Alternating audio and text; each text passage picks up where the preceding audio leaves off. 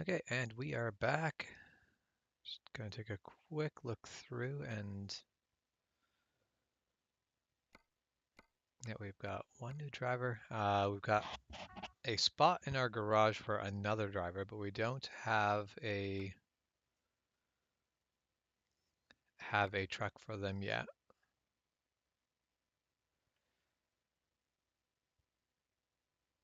So we'll go take a job, and hopefully by the time we're done this job, we can afford to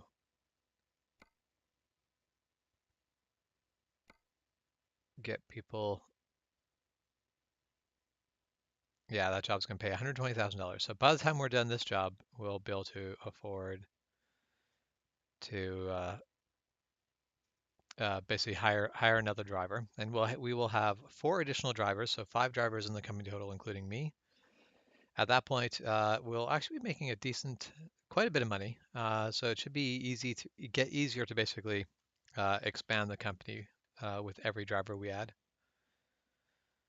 Mind you, that is assuming that the new driver is going to do well like the other drivers have been doing.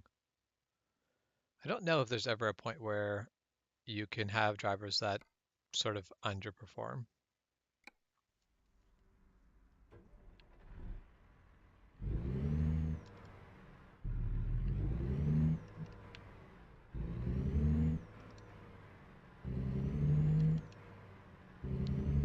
Yeah, we're running the yellow.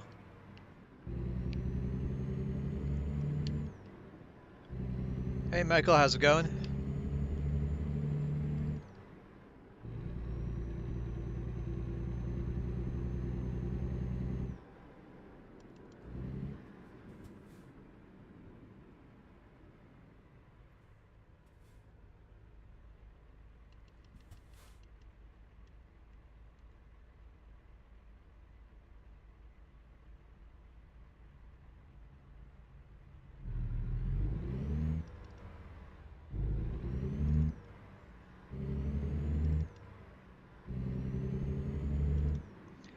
Yeah, 70 degrees, that sounds like a nice temperature.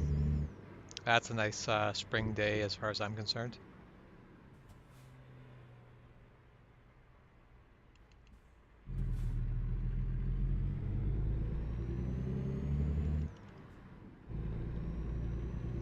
Of course, I'm like, where are we going? We're going to a truck dealer because that's where you would go to pick up a load of trucks to be delivered.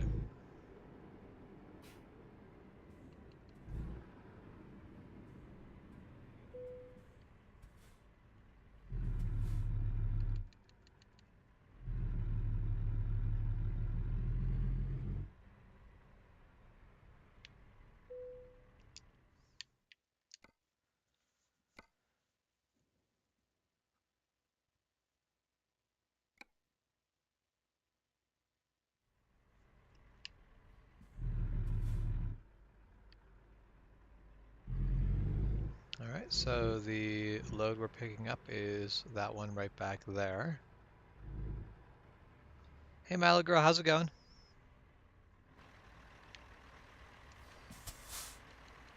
I hope your mini pretzels are treating you well.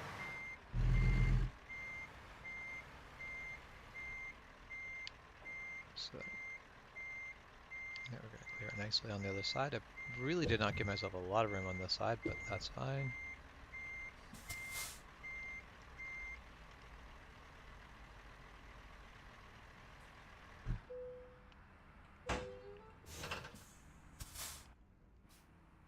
All right, we've got three yellow trucks ready to follow one blue truck.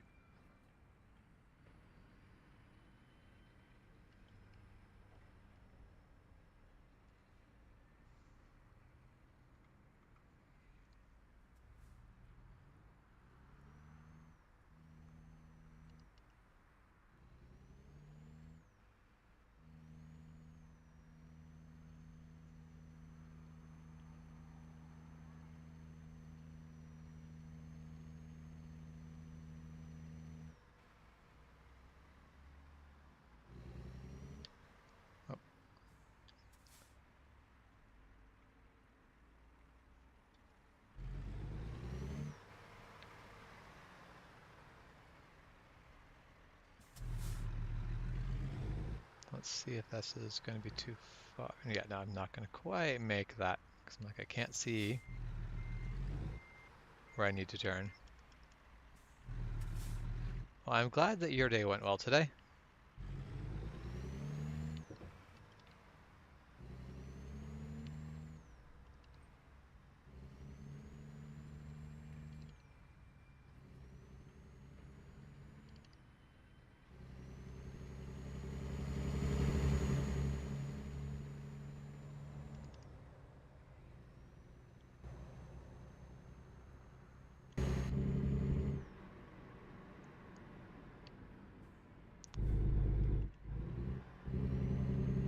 Sorry, Kara, I need both lanes to be able to turn to the right.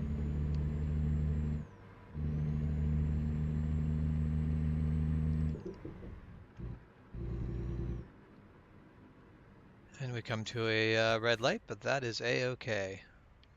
What would Juan do?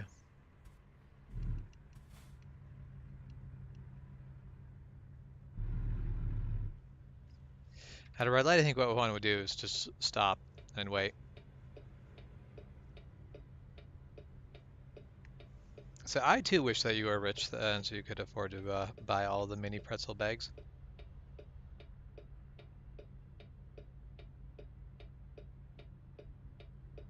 Although if you were to buy all the mini pretzel twist bags, you should probably share the mini pretzel twist bags.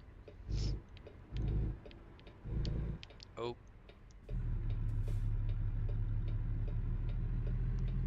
That was not... I was expecting him to keep going and go in behind him, but that is not how that went. Real life problems. Because it would be very mean to take all of the mini pretzel bags and then leave none for anyone else. And then no one else could have any mini pretzel bags at all. I feel like that'd be cruel. Oh man, this is a long run. 30 hours of driving.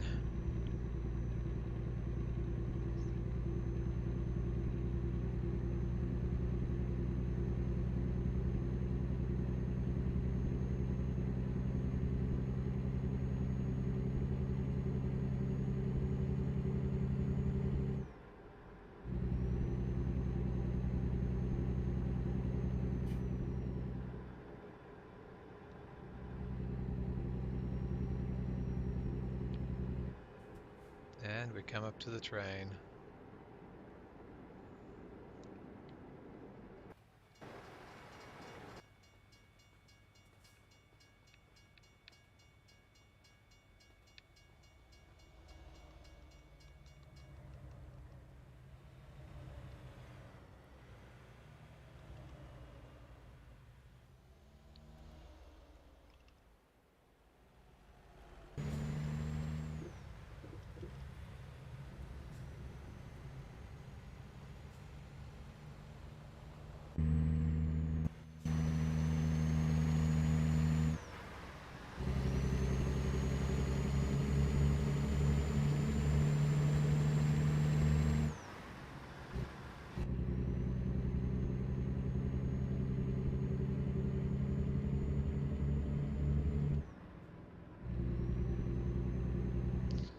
Oh, this is all going to come to a screeching halt here with cars having to merge together.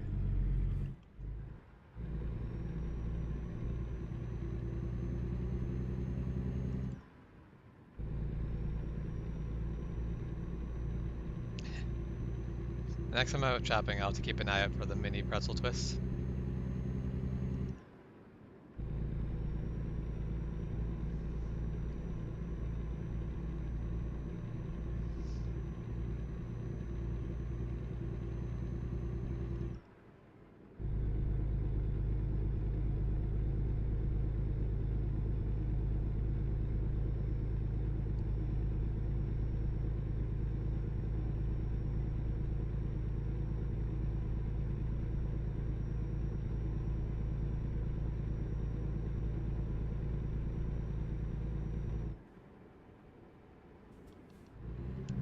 Oh, engine brake. That would help me a lot, be able to control my speed. This is very much a real life problem, but I hate it when people start basically slow down to take a corner before they've started signaling. Because if you start signaling, I know you're going to turn. I'm going to prepare for that. And my first indication is that you're basically going to turn is you slowing down. That's given me the least opportunity to be proactive and defensive.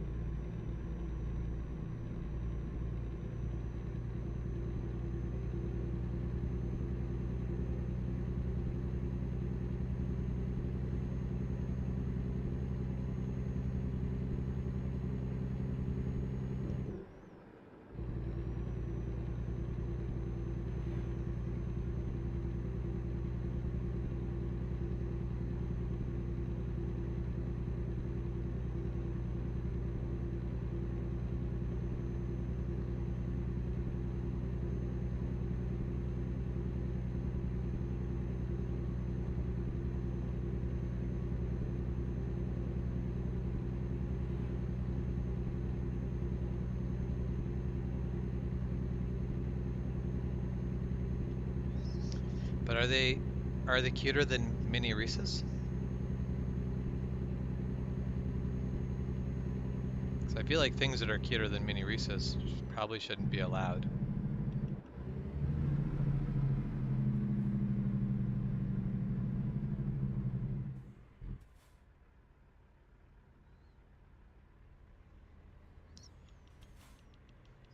So the vehicle in front of me's got such a shiny reflective shiny reflective body. It reflects everything except for my truck. Like the truck that just is beside us there, it reflected that. It's reflecting this. It's reflecting everything, but it doesn't reflect me. My truck must be a vampire truck. It doesn't show up in mirrors. I can see the car behind me through the vehicle in front of me.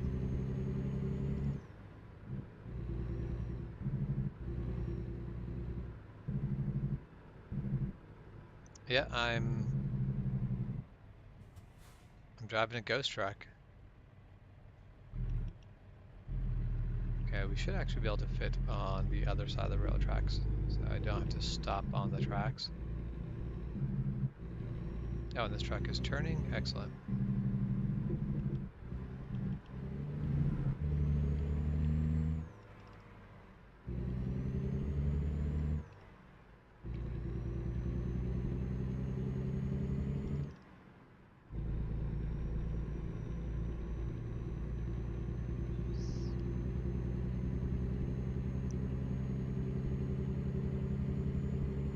Yeah, it's so weird that they took all the time to reflect. So normally when you are going to put in something reflective, the thing that you take the most time and care into making sure it's reflected is the player, because that's the thing that people are going to notice most because, you know, it's a reflection. They're going to be looking at it. Meanwhile, this reflection shows everything except for me. It shows all the trees, it shows everything else going on, but it doesn't show me.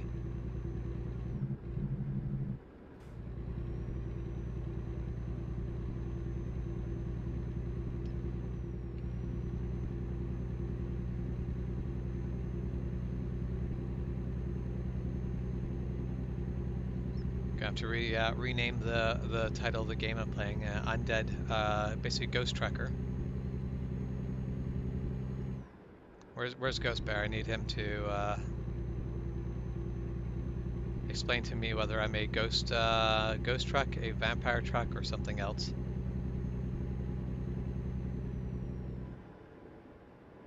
So I show up in my own mirrors, but I don't show up in anyone else's. No wonder people are inconsiderate when driving around me. They can't see me in their mirrors. Oh, I'm so mini to be reflected? That still explains why everyone's basically drives poorly around me. They can't see me, I'm too small.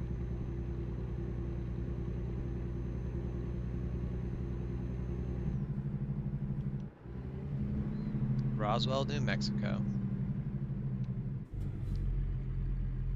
See if we can't find any aliens here. Pick up some hitchhikers.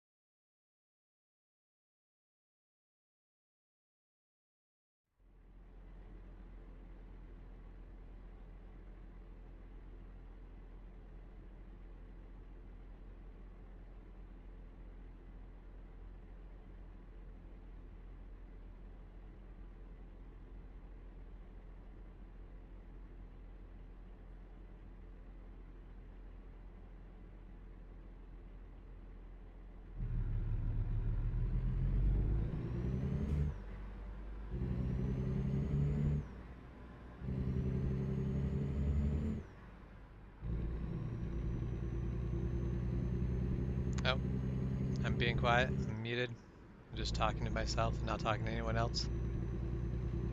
This surprises no one.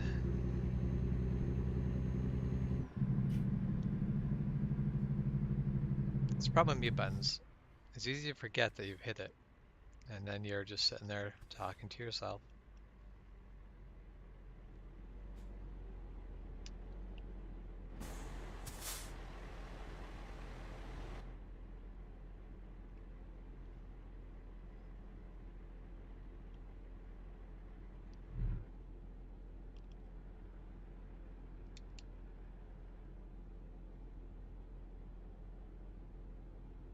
Did I see the mini pillow you want?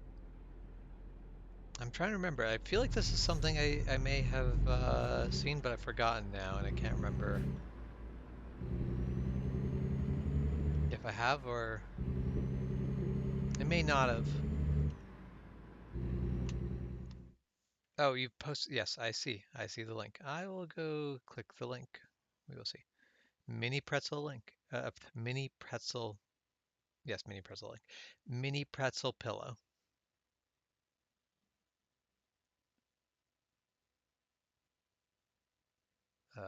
Click the right things. Okay. That would be interesting. I wonder, because that would actually be a very interesting, possibly very comfortable pillow. I actually really like oddly shaped pillows. When I was on vacation, I bought a banana pillow. It is a pillow that is shaped like a bunch of bananas. So it's it's concave on the one side and like regular pillow shaped on the other side, but it's really nice to kind of lay it down and you can decide whether you want the pillow to sort of be round and fluffy, or if you want it to be basically like a kind of like basically sort of like more caved in the center, so your head can just like rest deep in it. All right, well we're gonna pass you. We're doing crimes. We're not interested in doing 55. We're gonna do 65.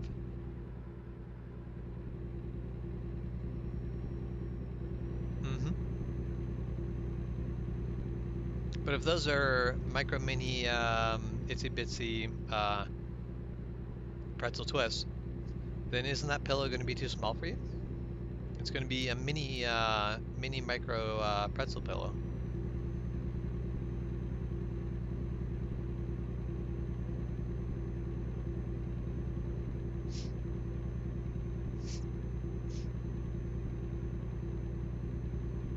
Oh.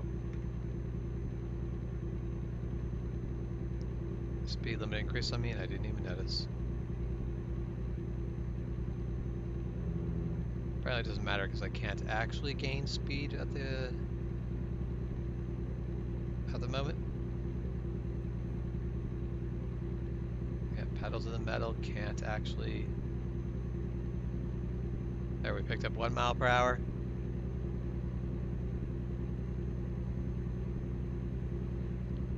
I don't know, because I want my pillows to be much bigger than I want my pretzels to be, and if those are micro mini, then that's a relatively small pillow. And I want a large. I want a giant. What I actually want is I want a giant Skittle pillow. I'm gonna get that at some point. I'm gonna get the pillow that is a bag of Skittles that has giant poofy Skittles inside the bag of Skittles.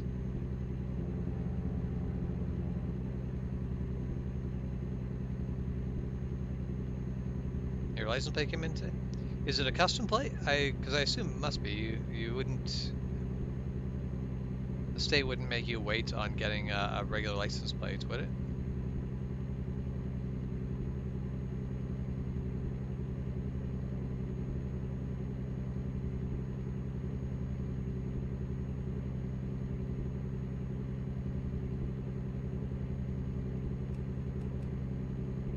All right, pulling out to pass these trucks. Have some road equipment and a dump truck. Makes me think they're probably driving together. You have to wait for your regular license plates? That seems silly. When I buy a vehicle, they just basically I get plates for it within the hour. If I go to an insurance agent, they will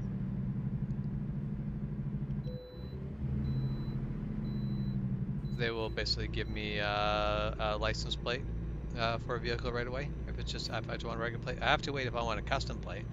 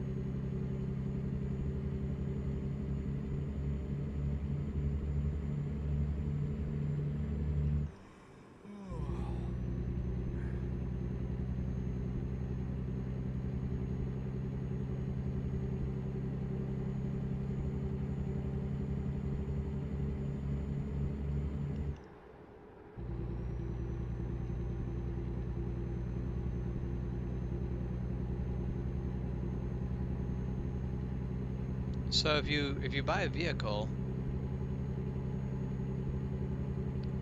can you just drive it without plates for for the first 2 months, or do you need to wait 2 months before you can drive the vehicle you just bought? 'Cause that seems kind of ridiculous.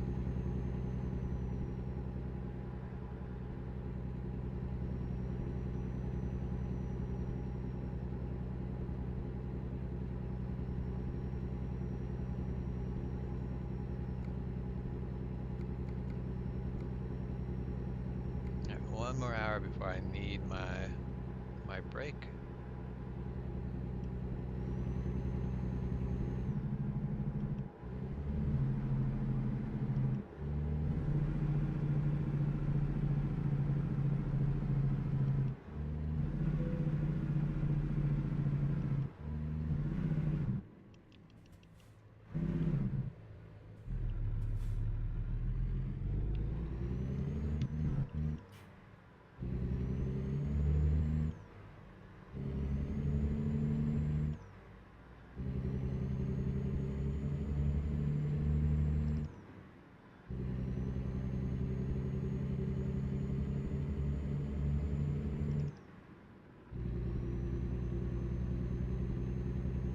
Okay, yeah, so you can get, because we can also get temporary plates where they give you basically paper plates, but basically those are only used if you want to insure your vehicle for a very short period of time. Like if I want to insure my motorcycle today, but only for today, they would give me paper plates that I can put on it.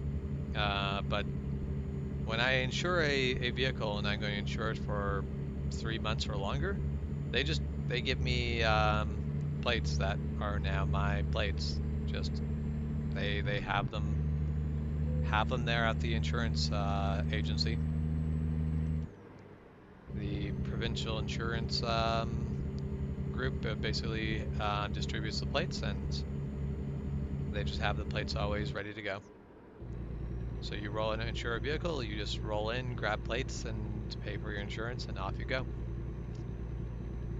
But now, does your state require insurance? Like to drive a vehicle on the road, does it have to have insurance, or can you drive a uninsured vehicle on the road? Or are you also I know there's also some states where you don't insure the car, you insure the driver.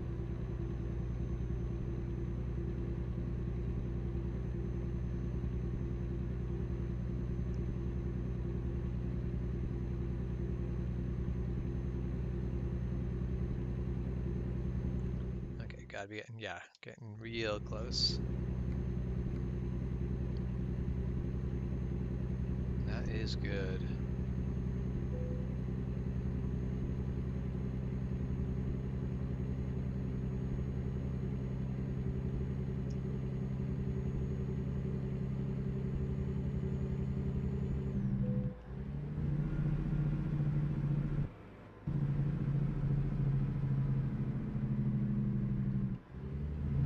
Discovered a viewpoint, but I don't imagine the viewpoint's going to be very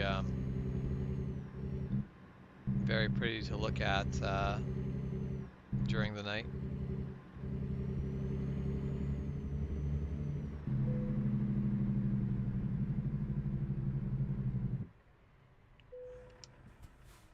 All right, and we get our rest.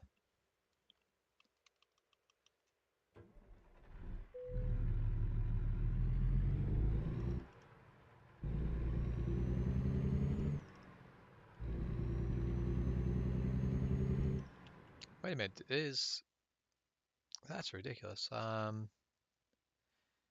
Yeah, so my new driver is making $730 per day on average right now. Which considering I have had him for less than a day is pretty ridiculous to start. So I think he's going to do just fine.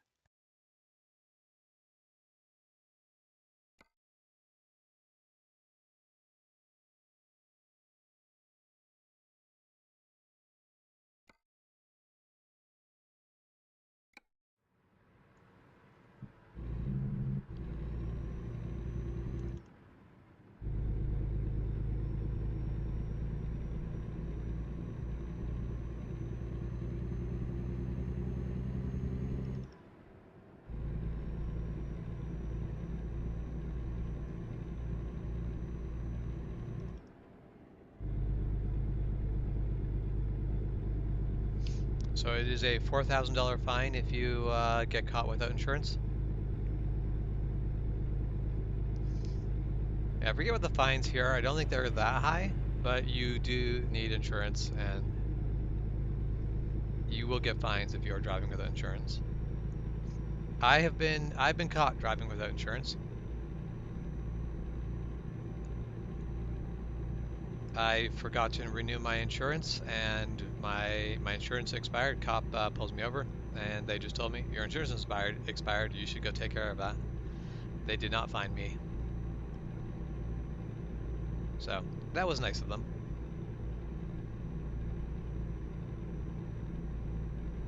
Now, that was a case of the cop let me drive and go get insurance. I immediately went to the insurance agent and got my insurance after that because I would hate to have an accident with no insurance. That would be a very, very bad day.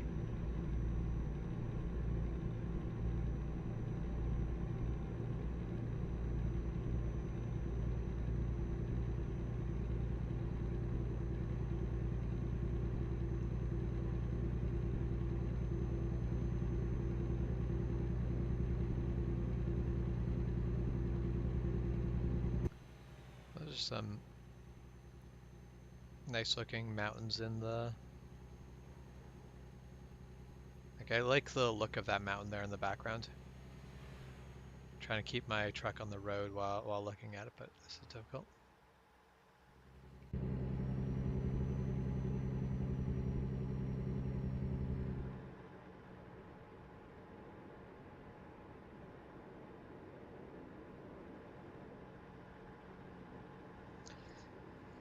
Your mini Reese's insurance expired and then they all melted? That sounds like a bad day. Now, the cool thing about melted mini Reese's is you can go and put them in the fridge, and then once they've cooled down, now you have one giant like ball of Reese's.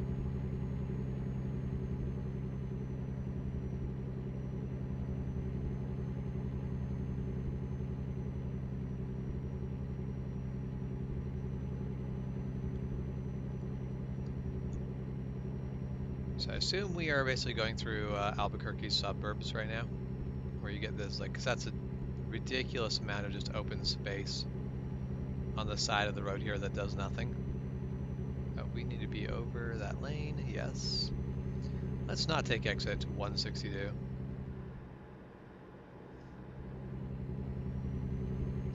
They died a slow and painful mini melting death.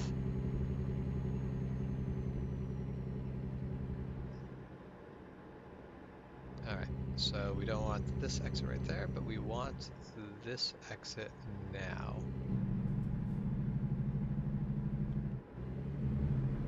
I'm just kind of, there's no traffic, so I'm just kind of like blasting through this like I own the place.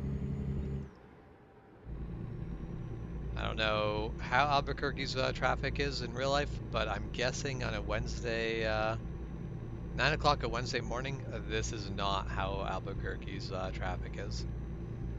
Just deserted, empty streets.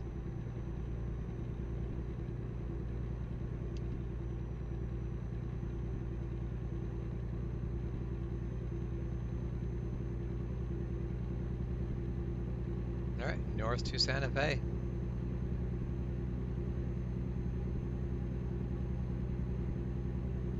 Milk.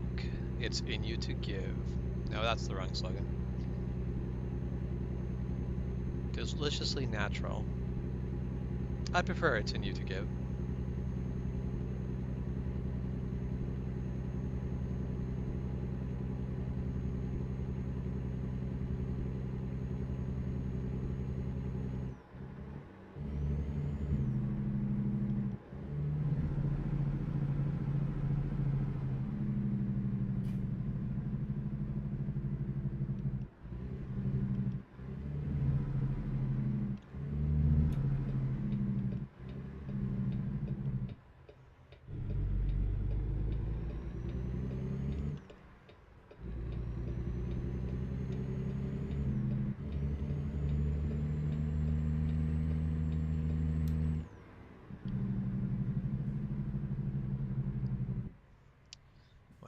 we'll need to think about where I'm rest stopping and grabbing fuel.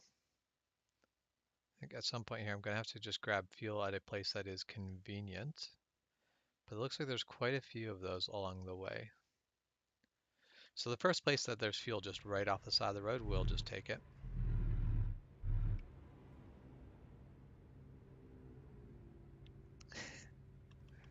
It said milk deliciously natural is what the sign said.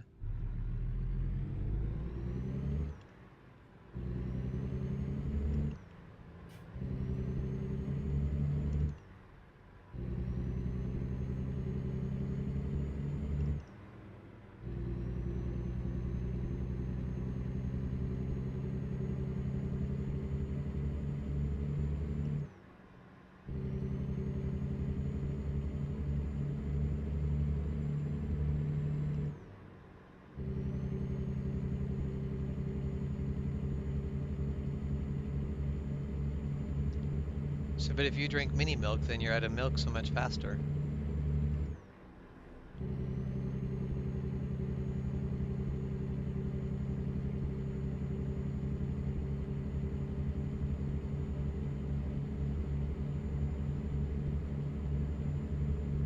That's a bad thing. You don't want to be out of milk.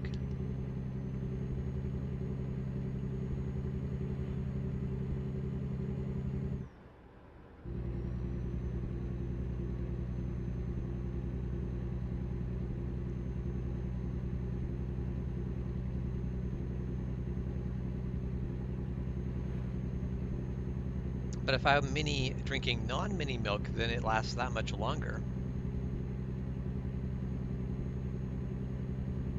And into the mountains we go. I like this. Mountains look nice. I like mountains.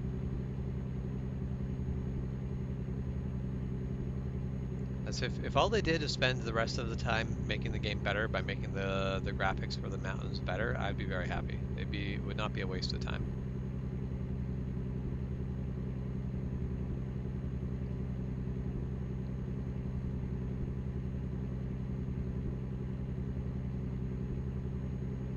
So I like these mountains. They look nice.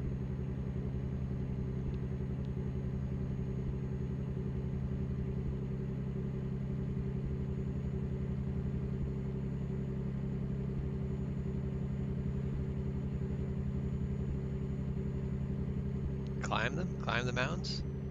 I don't think I can go climbing the mountains.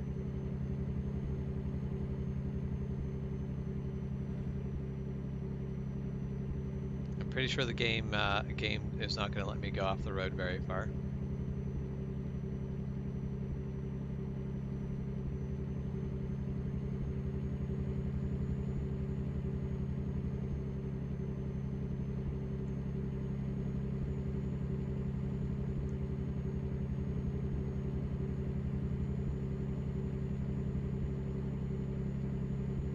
No, I'm pretty sure as soon as I go off the road, it's going to stop me from driving.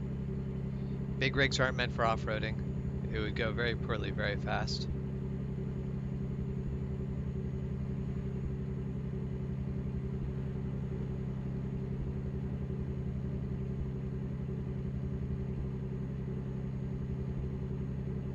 There's a game in my Steam wish list that isn't out yet, but I'm looking forward to coming out. That's off-road delivery service. You basically have to drive a truck off-road to deliver parcels to basically really remote places. I think that'll be a ton of fun because then I'll be able to basically go deliver things, but in mountains.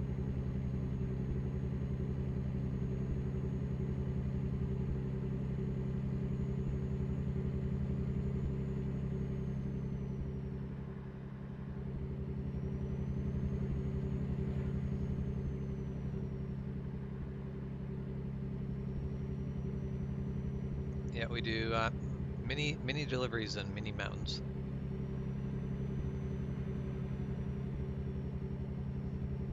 We're not sure if the roads are...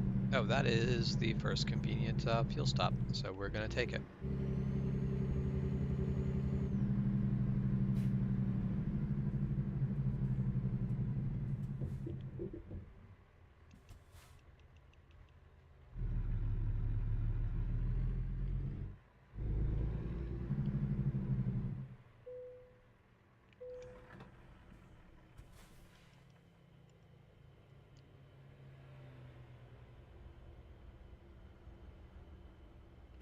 Definitely not the most courteous way to do this.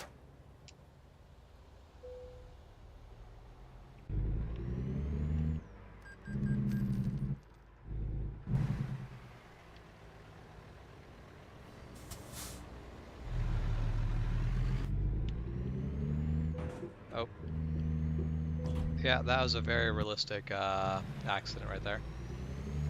They basically pulled up right on their nose of the semi. I did not see them.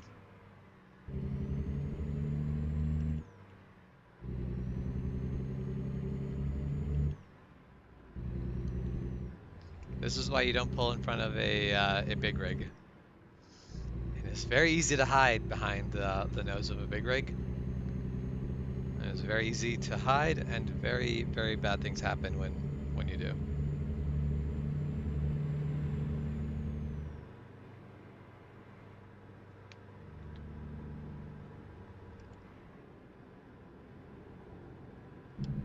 Oh, we reached.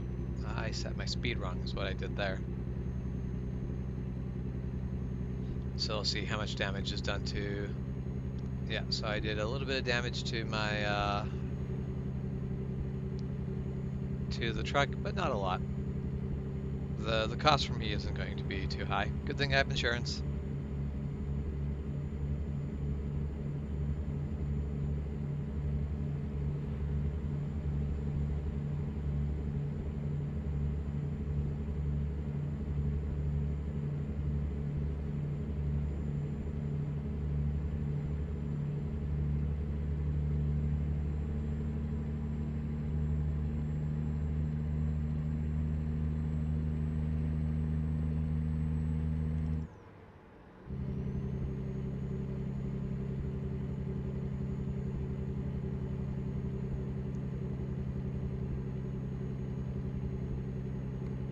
So currently we're 10 hours away from, so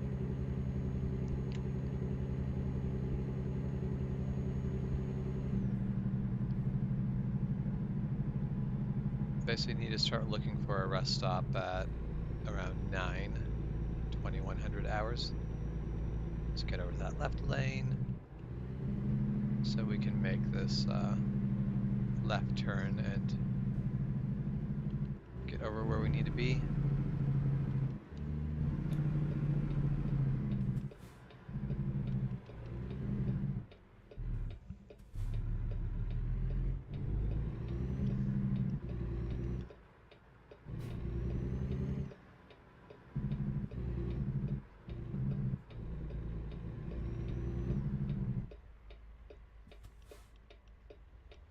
That was a dick move. Slamming on the brakes when the light went yellow and then quickly going before but the person behind you now is stuck.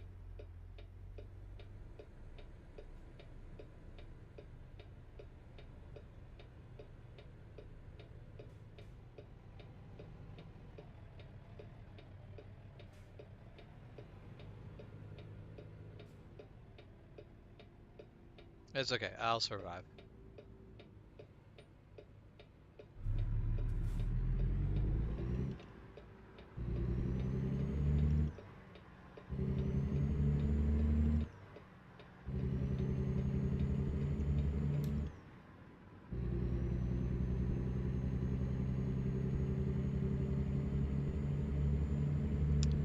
That sign just said make grilling great again. Ned's Bar and Grill, make grilling great again.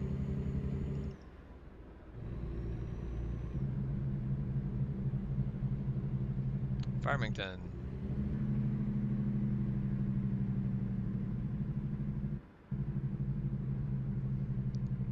I wonder what happens in Farmington. Do you think maybe perhaps it could be farming? Say, but has anything happened to make Reese's Cups not great?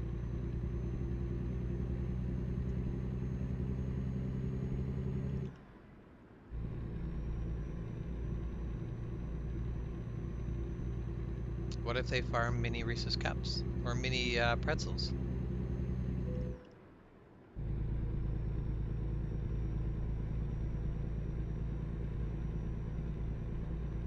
Oh, this is the San Juan River.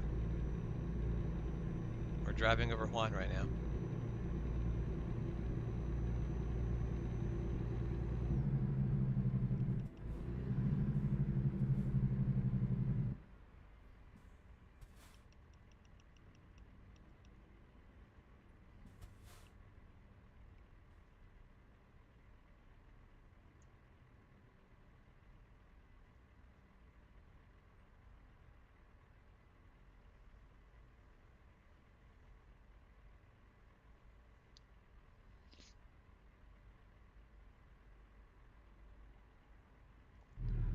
like that was a long red light.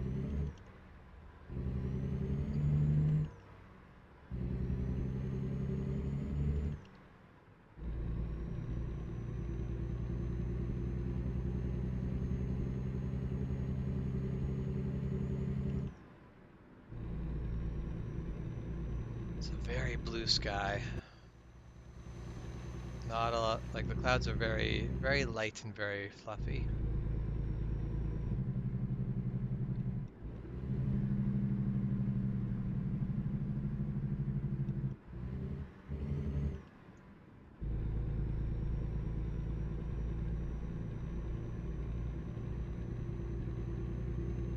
Okay, I need to actually take this corner properly because there is actually traffic around me. Unlike the last one, there was no traffic around me, so I just kind of skipped it. Did not take it correctly.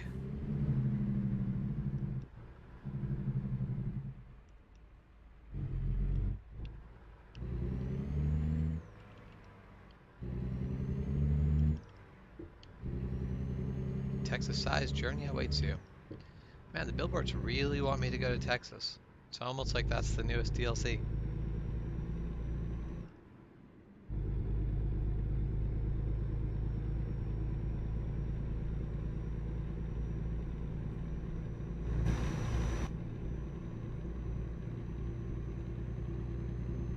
Go there? Go to Texas? I can't go to Texas. I mean, we started the game in Texas. But that was as far into Texas as I could go right now. I haven't bought the Texas DLC yet, so I can't go into Texas yet. I'm gonna wait until there's a bit more, and I'm gonna wait until the DLC goes on sale. Texas is too expensive for me right now. But at some point there, I'll go to Texas.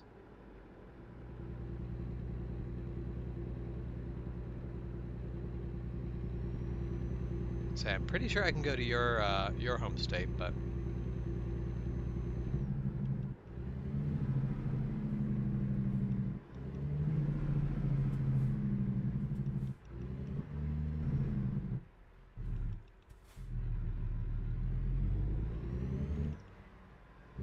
kind of want to go over that bridge, but they want me to go this way. Wait, what did I...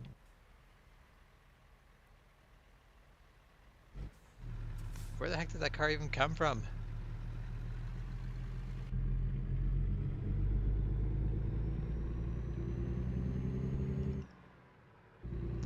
I honestly just have no clue where that car came from, so I have no idea if I had right away or if they did.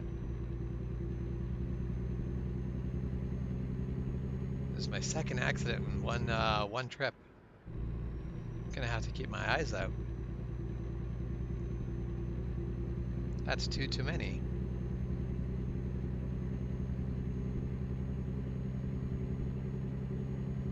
Well, that's just a very big rock just standing up ominously in the... So it's not even a mountain, it's just a big rock.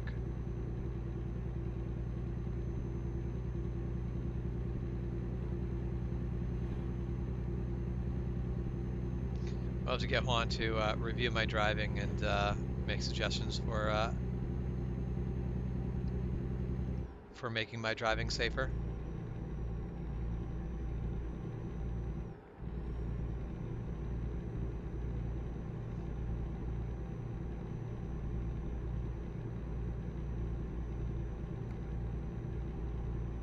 We have 56 hours left to make this delivery. Hopefully it doesn't take us that many hours. Yes, he would be the one to go for that.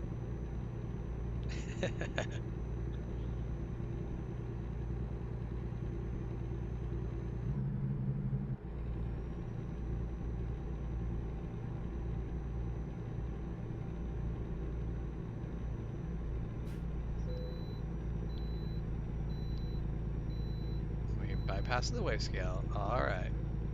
Yeah, oh, that is very much, we ran that red light. I did not notice it would go yellow early enough. So I don't know when it went yellow.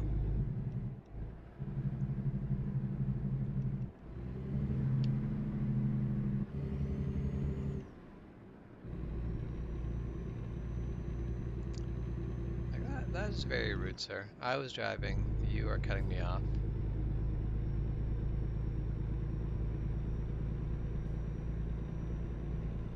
The speed limit says it's 65 here. Seems very quick for basically being in the middle of a city. We're back down to 35. The speed limit is jumping all over the place. I think that the speed limit here has bugs. I don't think they've finished actually setting up things correctly. Alright, we're back up to 65.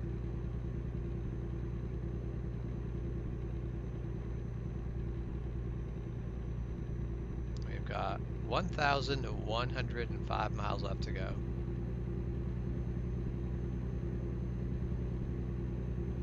This is kind of pretty hills right there.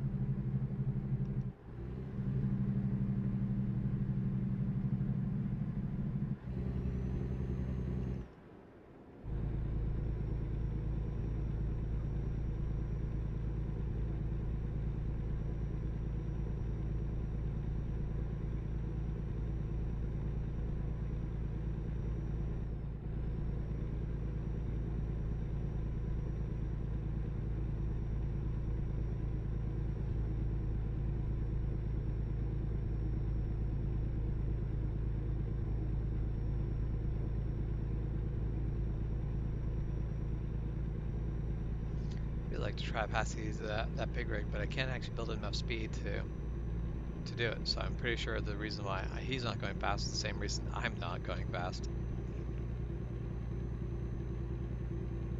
Matthew just made a trip with an income of 4,700. That's pretty dang good.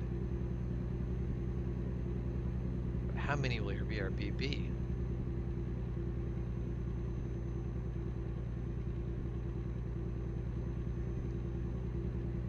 Well, we're going towards the clouds. We'll see. Might hit rain later today. But guessing by looking at the landscape, I imagine that it could probably use some more rain here.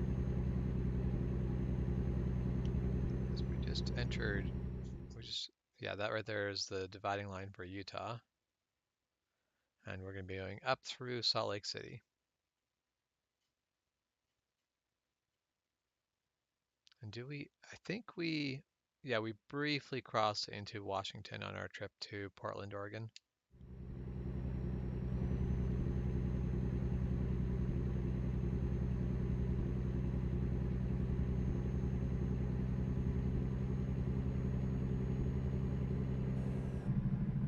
I could pass there, but I feel like that's probably a bad idea. I am a truck. Passing is dangerous unless I'm really confident I can actually pass all of the traffic.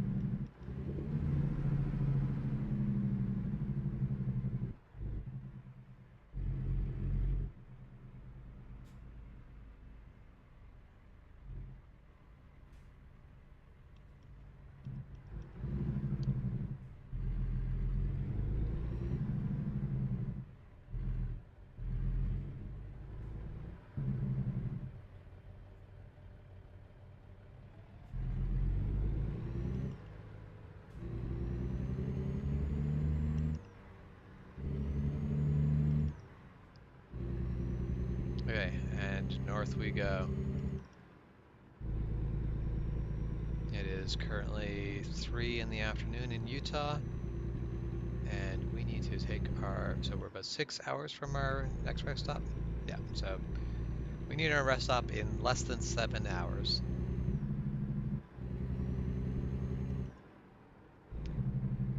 Oh, hon, I hope you haven't been tuned in for long. I've been doing some very terrible truck driving.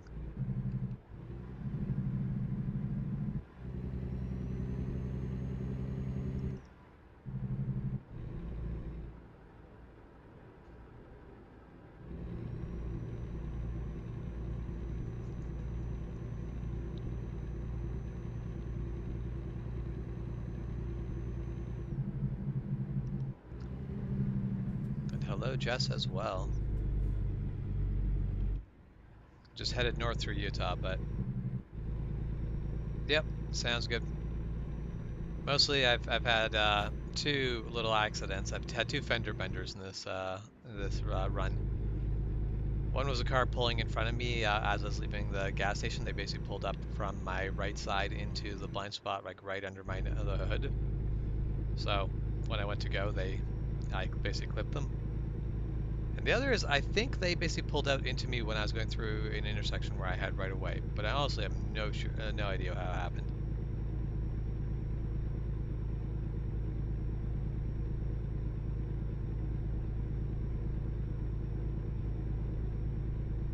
These are some weird looking mountains. These are not what I expect mountains to look like.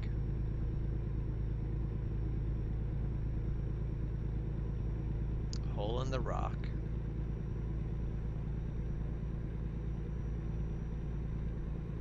Seems like this would be an interesting place to visit.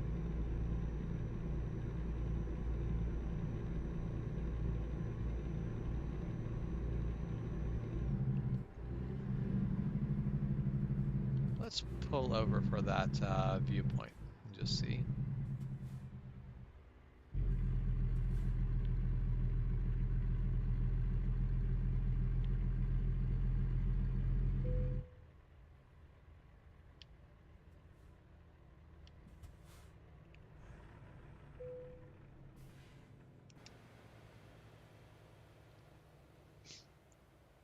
See what the hole in the rock cutscene gives us.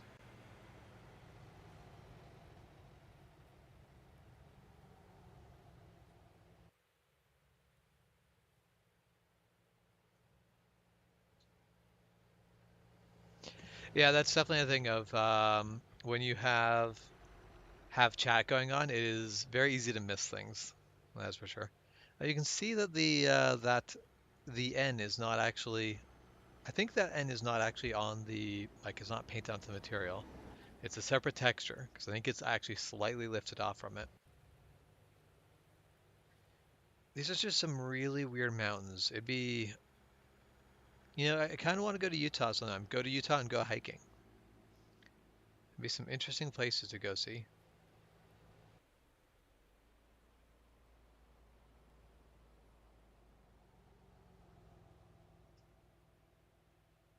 It's actually an interesting place. I might actually use basically make one of these the thumbnail for the next video. Find a shot in here that looks all right.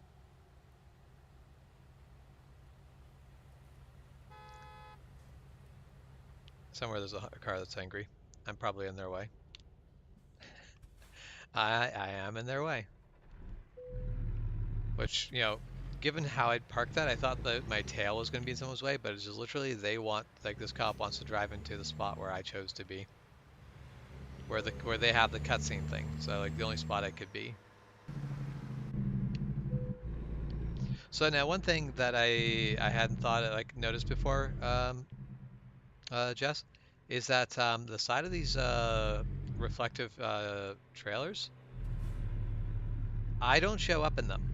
Other vehicles do, but I don't. Like the reflections will work for. Where are you going, sir? I know I'm going backwards through here. I should have done the loop the other direction, but there's no arrows to tell you that until you have other cars flowing through there. But still, that was messy. We'll call it messy.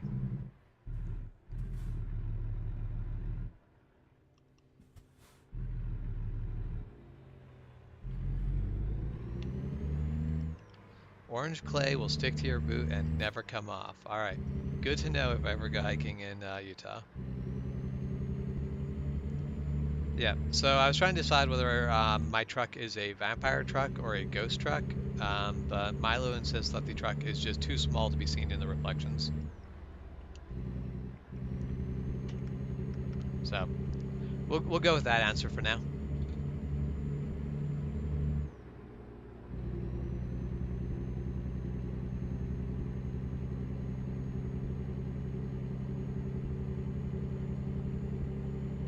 Need to get a straw for drinking so I don't have to like lift the glass and cover my view while I'm drinking.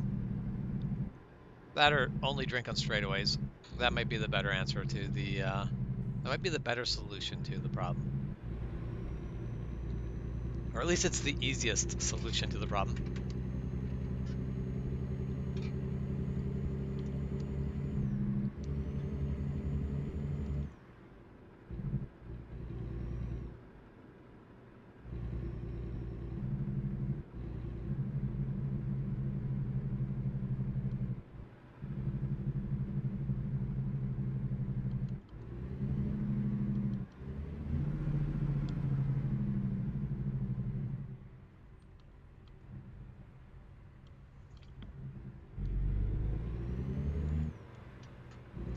Alright, going to have to get over to that left lane. No, I think the highway just turns here.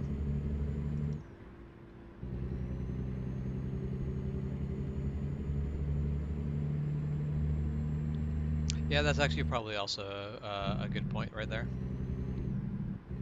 Basically, your teeth are going to get less covered in. Basically, if you're drinking anything that's not water, anything that's sweet, you're going to get less sugar on it, on your teeth. Which is definitely a thing I can handle to do so. Should be something I'll have to look at.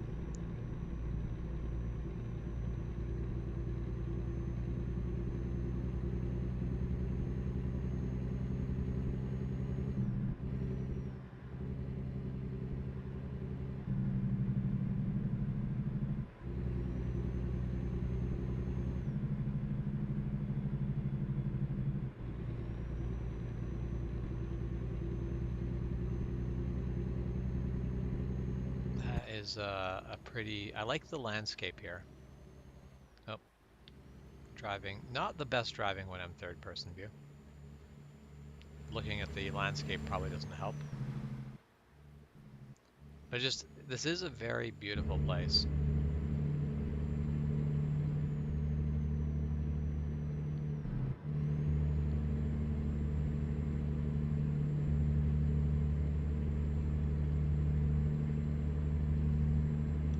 I now kind of want there to be a mod in this game where they like let you, or, and there is probably a mod like where they let you drive one of the RVs, so you can just drive right around all over the place and check out things.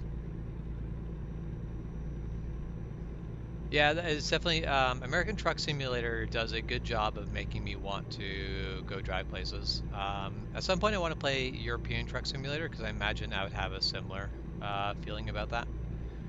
Be one of those of see new and interesting places in Europe, and could be a lot of fun.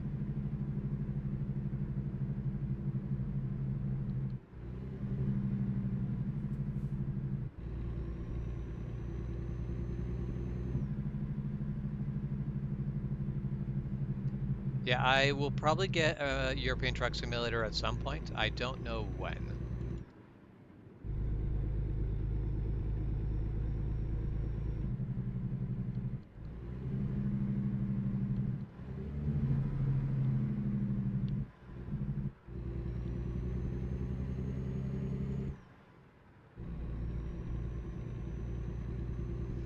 Definitely, if at any point I get a wheel for this, I will probably pick up American or European Truck Simulator very shortly after that, just because more excuses to use the wheel.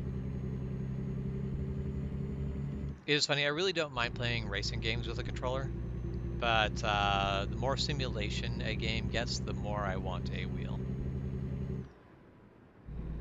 So simulation racing games do make me want a wheel more than the more arcadey type of games. And then games like this, where it's all just about simulation, it's very much want a wheel for it.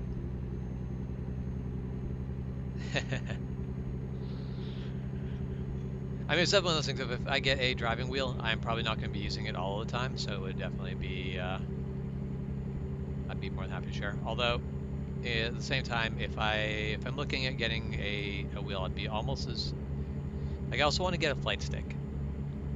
So I realized so I was actually shopping for a flight joystick recently, and I realized that they don't make good flight sticks. Like you just can't get basically what ended up happening is that there was like patents preventing people from making, like, other than a specific company, no one can make force feedback flight sticks.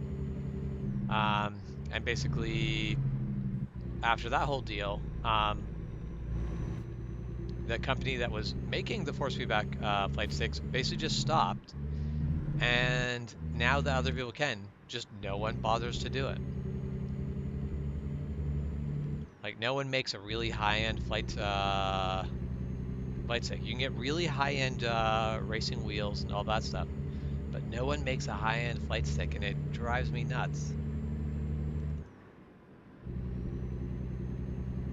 Yeah, and that's the thing of, because one, trying to remember what, I think the flight stick he got was the Sidewinder, and it has force feedback in it. I'm pretty sure his was one of the force feedback models.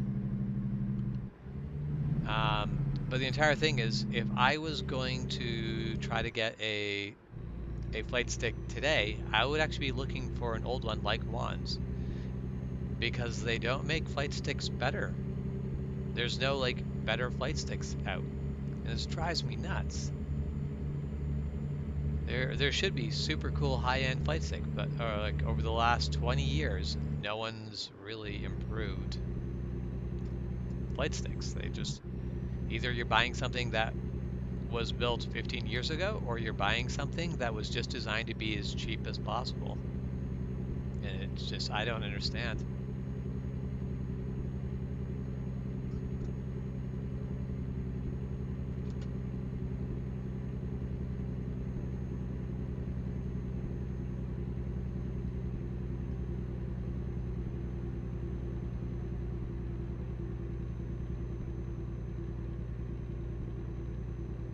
Yeah, basically the market doesn't really have a big demand for a good flight stick, which would make me understand why there aren't, like, if there weren't many, I'd go, yeah, the market just doesn't support it. But between the fact that there was a company that had the patents for it, and then tried to basically sell their flight sticks for way too much, sort of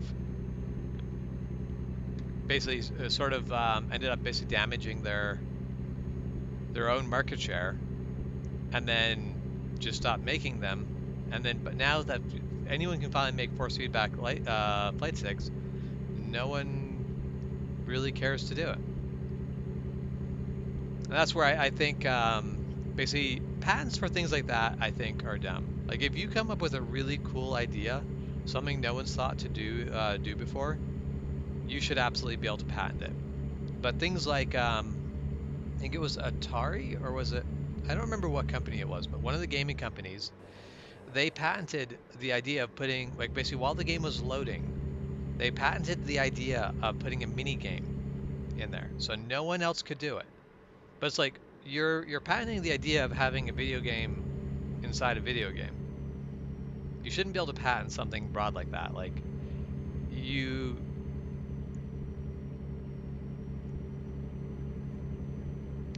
should be able to patent ideas that are really unique, things that really make your product stand apart from others. But there's some things that got patented where it's like, why? How did that ever get allowed? Like the idea of using, and like the idea of basically having a joystick that simulates feedback shouldn't be something that you can patent. The specific mechanism you use to do it, sure, why not? That, I have no problem with that being a patent item. But if someone else wants to find a different way to do the same idea, that shouldn't be a problem.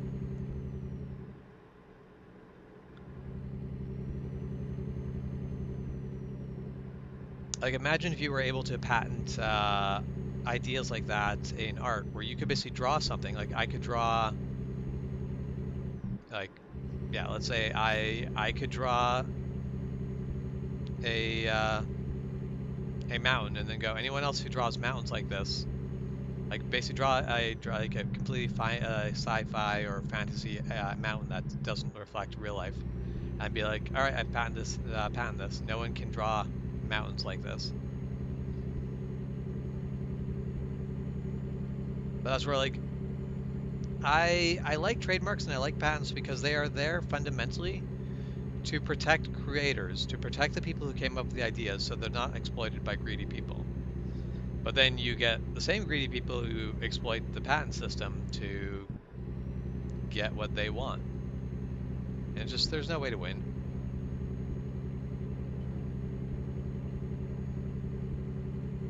Oh, it is starting to get late. I have 2.5 hours before I need to sleep.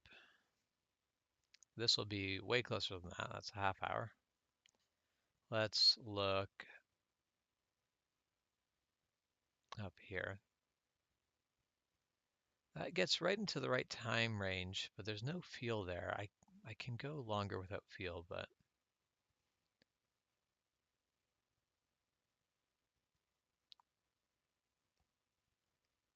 well, we will go this way, and if we get pulled into that scale, we will rest stop at the scale.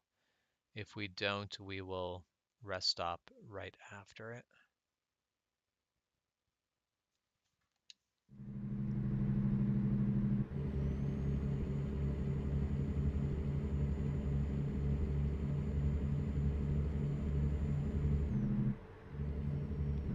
Oh, I was not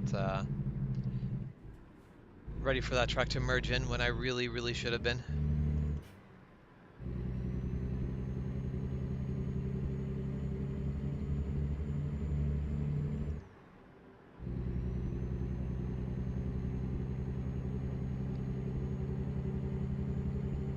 Yeah, it'd be interesting to look at and be like, which one of the, because like the reason why patents were put in, I think was a really good, like the reason behind it was a really good reason. But I think in the large part, patents have become one of those legal things that's used to cause more damage than it prevents.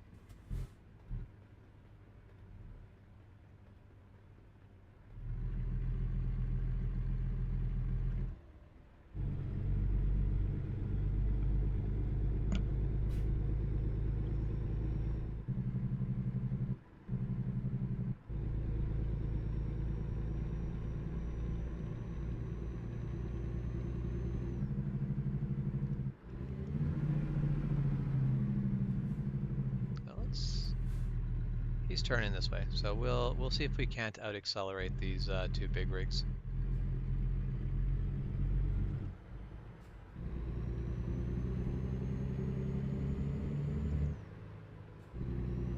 Yeah, we'll be able to get out in front of them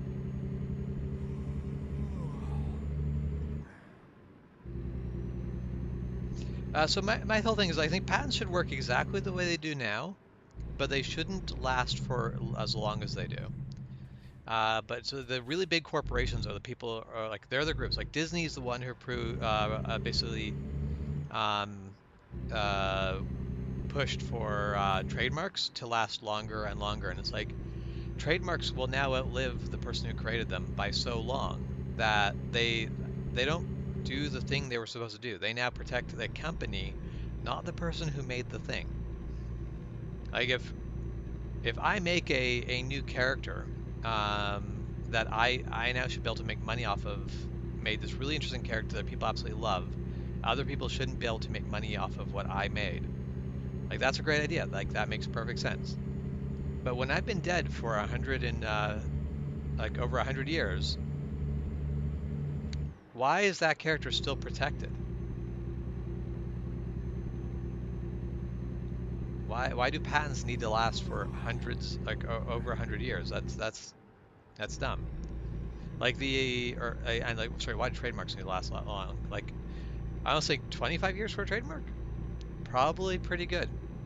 After that point, it makes sense for a trademark to open up. A patent, make a patent last for like 5 years. And I think a large part of this is what it comes down to is the world moves so quickly that patents lasting a long time, the world's moved on. If you get a patent of a critical piece of technology, it hurts the tech industry as a whole because by the time that that piece of stuff is no longer under patent, the world have moved on and it's basically going to be too late. We're going to have done things in an inefficient way and it's now built on that ineffective infrastructure.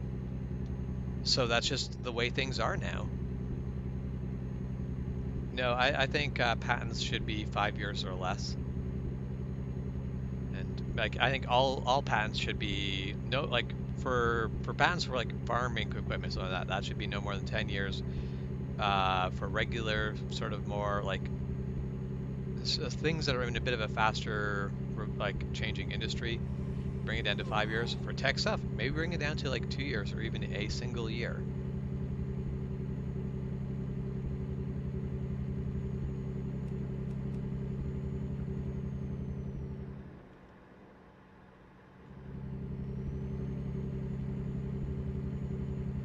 Yeah, exactly.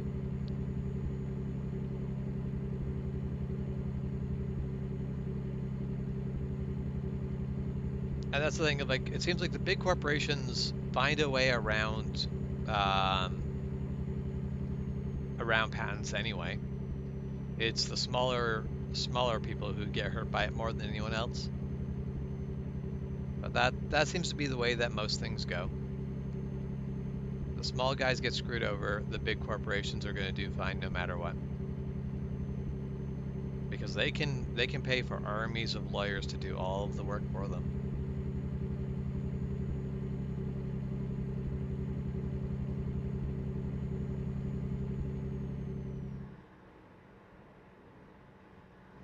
I think that's one of the problems with the current legal system is that whoever pays the most for their lawyers is usually they have a very severe leg up on everyone else, if not pretty much guaranteed to win, because they can basically just file motion after motion after motion to just absolutely drag things out forever. And there's things built into the system to stop it, but they don't always work.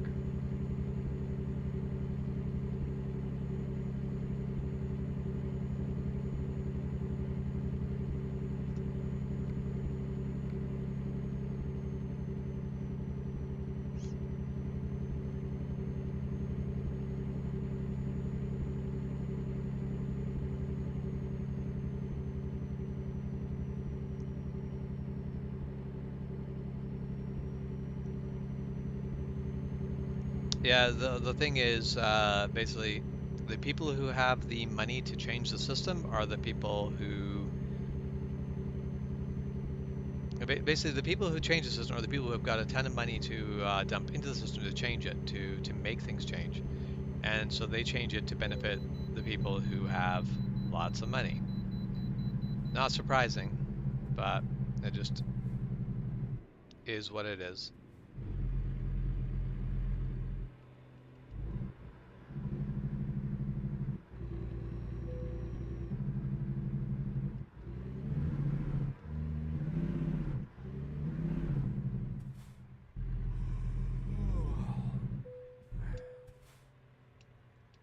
I need.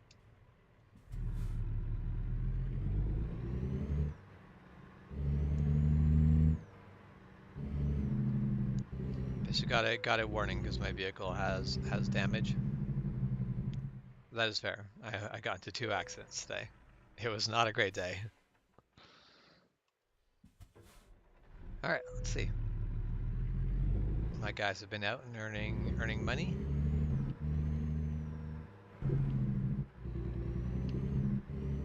Let's.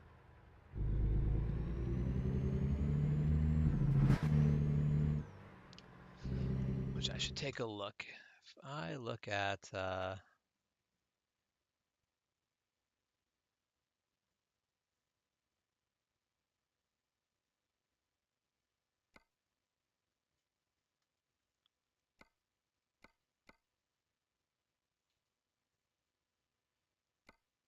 how much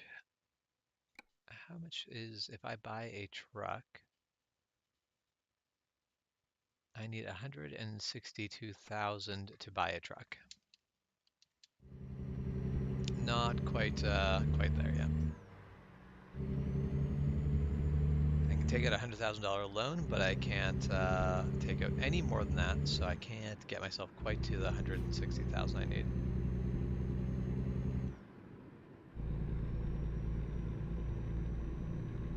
Yeah, basically clocks with dead batteries are more dangerous than not having a clock at all. you look at the time and get, oh wait, I screwed up. I don't actually need to pull over here because I already did the rest stop.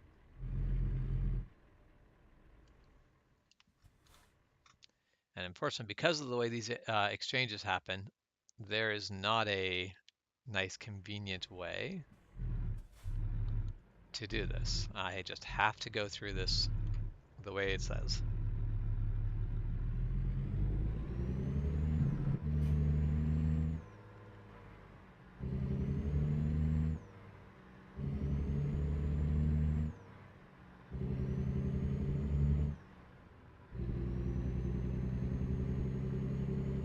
We're just going to take both lanes through that. And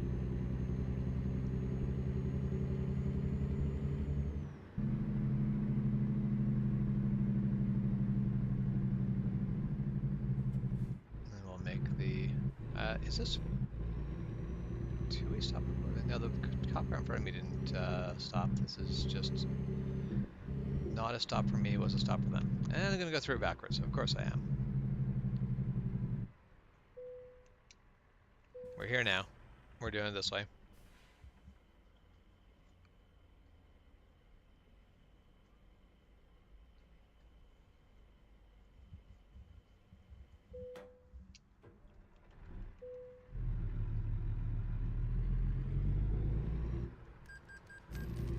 All of my timekeeping is pretty much digital. I don't have any analog clocks anywhere.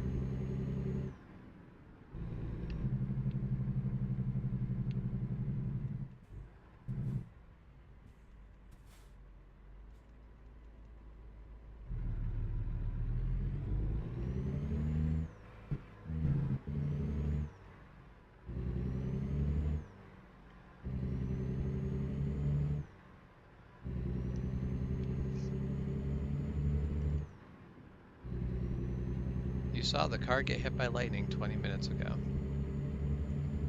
Your car or just a car?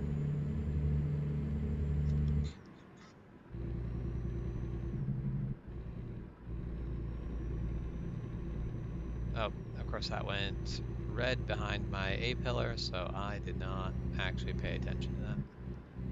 But there was no traffic waiting, so no harm done. Let's just make it onto the on-ramp, and on our day we go.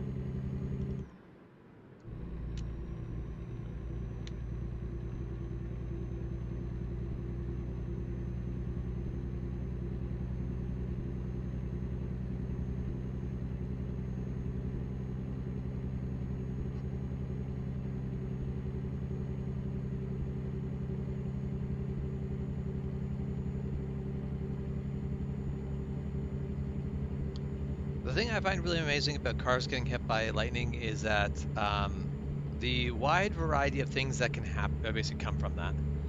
You can have absolutely nothing happen, essentially. Like the car is just fine, or you can have the car basically entirely destroyed.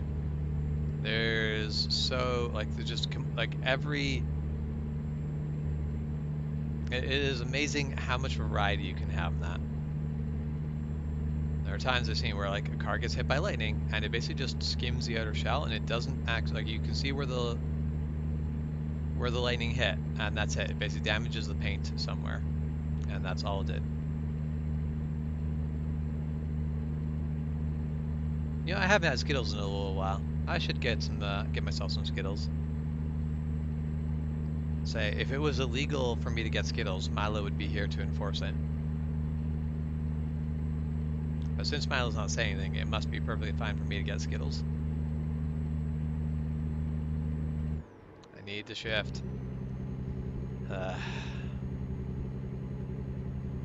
Some of those things, I like sat there and I'm like, something seems wrong with the truck. It just doesn't sound right.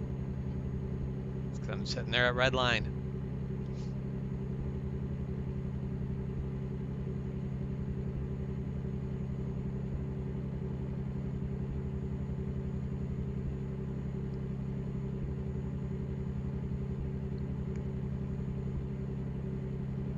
So I kind of want to go back to like farther back into Utah, because where are we? We're just leaving Utah now.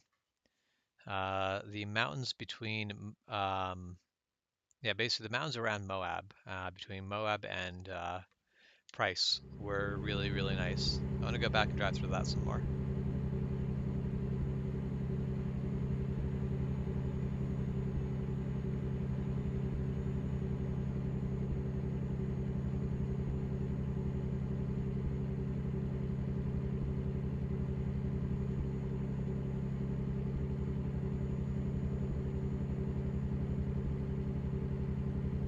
Dinosaurs.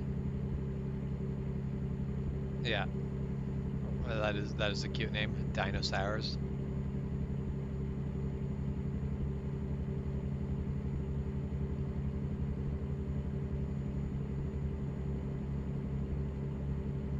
Oh, don't need to have my cruise control set for 90 miles per hour in a 70 zone. We can settle for 80.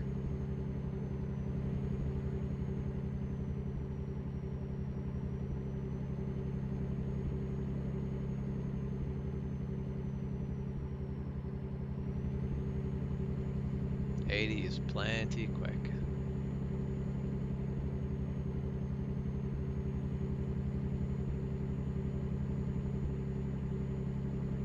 The desert I crossed yesterday was not the Chihuahua Desert. Which desert was I getting into? What desert? What's the desert called that is in the basically that? Now I want to know. I need to check. Need to check my deserts.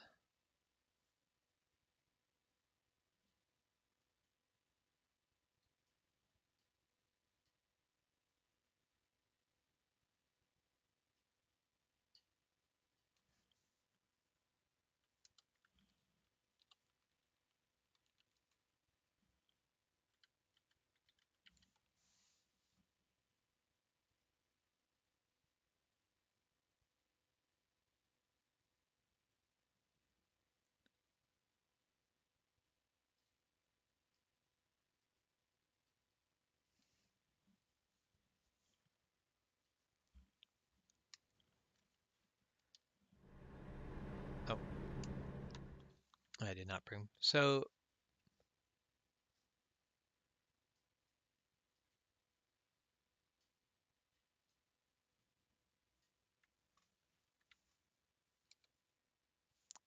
I have linked.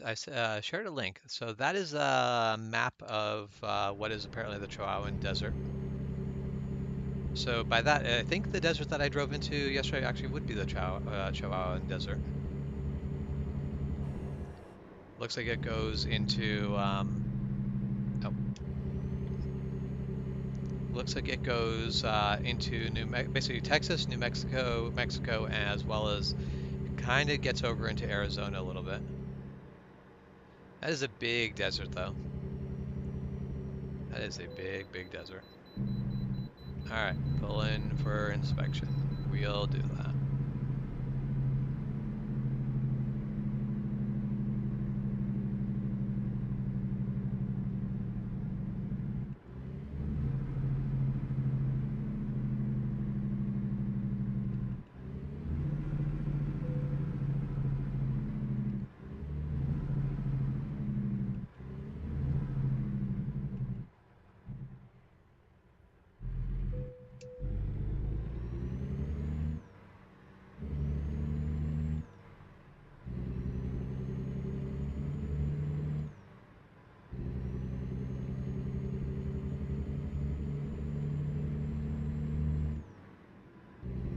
So speed limit here is 15. But as soon as you get to this point where after you've merged here, you should be trying to pick up speed to be able to merge. Okay, yeah, here, right here turns to 70. This is the way this should be. You should be able to merge at speed.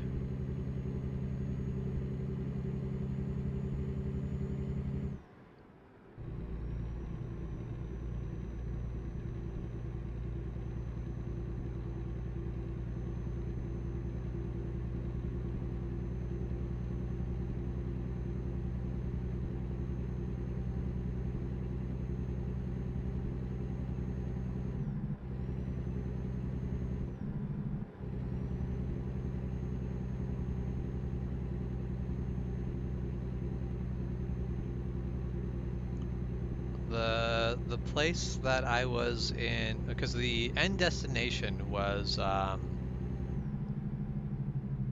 we've got an accident ahead, but because yeah, the end destination where I basically sort of clipped over into Texas a little bit was over here by Hobbs.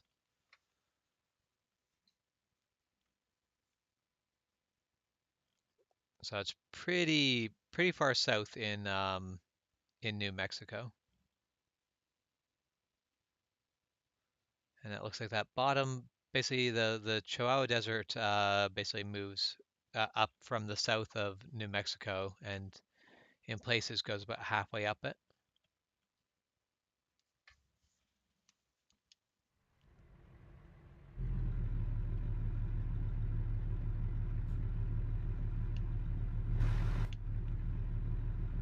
Okay, I'm just gonna keep pulling over.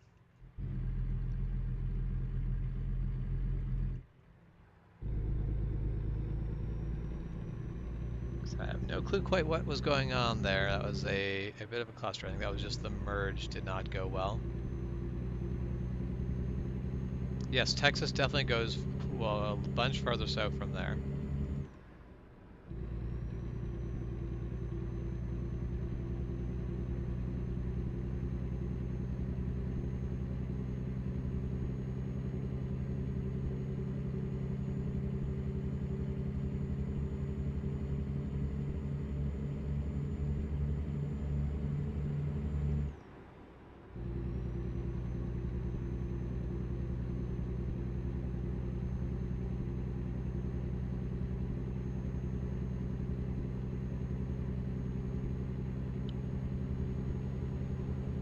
Yeah, I've never been in the area, so I don't actually know what the deserts are like in the area there.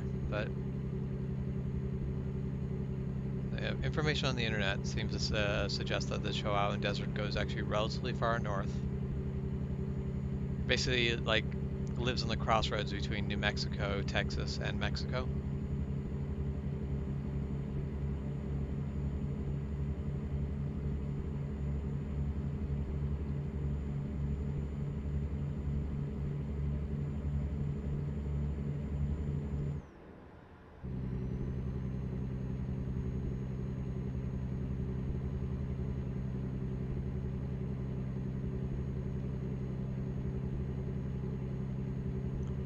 So they drive in nice flat roads and almost flat country.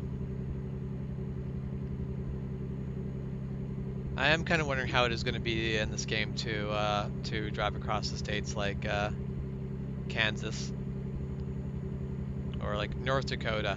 North Dakota is one of those states that's just so ridiculously flat.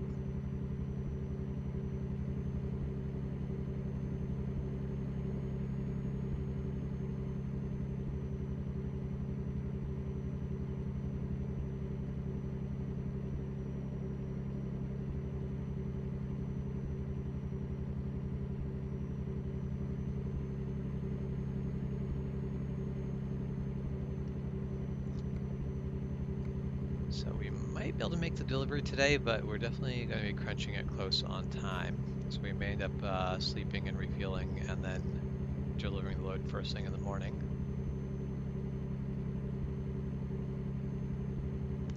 I wonder, is that a train overpass? It's not going to show me. I don't get to know that information. Ooh, someone just came in with a big paycheck.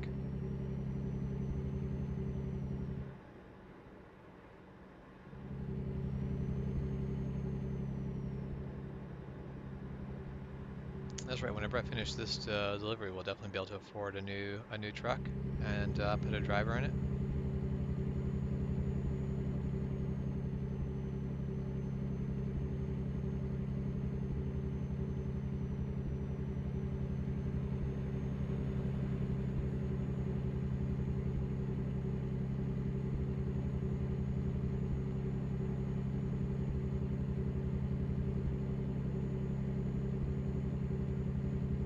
Hobbs is not in the Chihuahua Desert? Okay. But I think because that's where, because when I mentioned basically traveling through the desert, I wasn't in Hobbs, but I was on my way to Hobbs. Basically, I was west of Hobbs. Let's take a look. Spend more time looking at deserts than we will truck driving at this rate. Okay, yeah, so I would have driven through sections of the Chihuahua Desert according to that, but I would not, yeah, like basically Hobbs itself would not be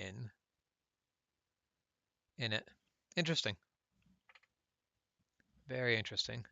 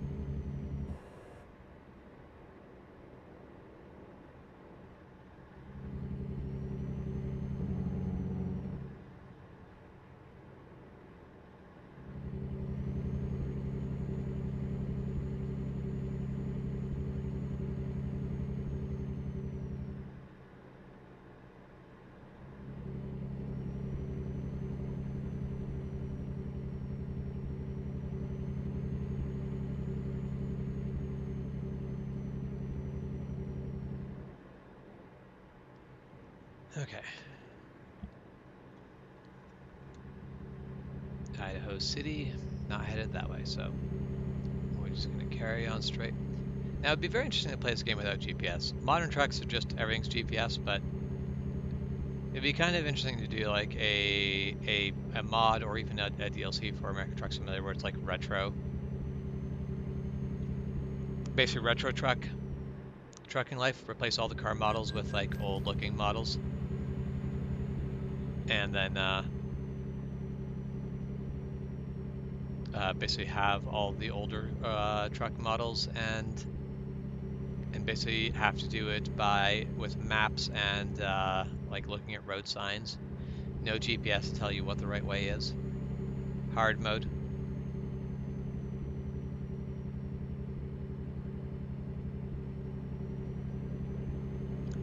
Now, I guess the important question is,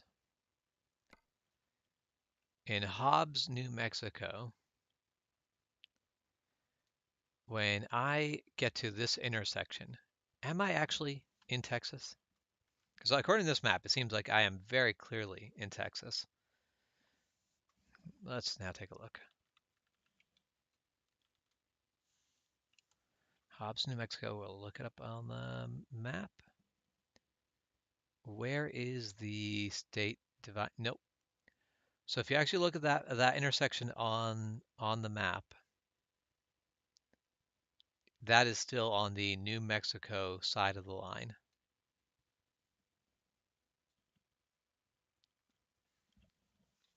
So this point here, which is in Texas in the game, the line for basically the line for Texas is a little bit farther east yet from that. So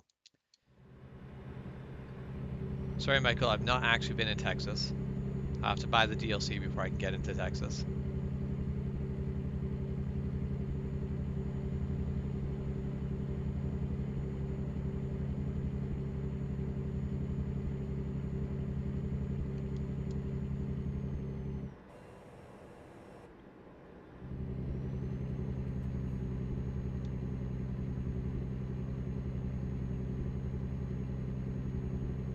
Definitely for a moment thought that there was another lane to the left of this. Of course, when I change lanes, everyone else always changes lanes to be in the lane that I just changed into. But I want to pass you. I have also never been to Corpus Christi, Texas, or I think there's a second city with the same name in Southern America. I have not been to either of them.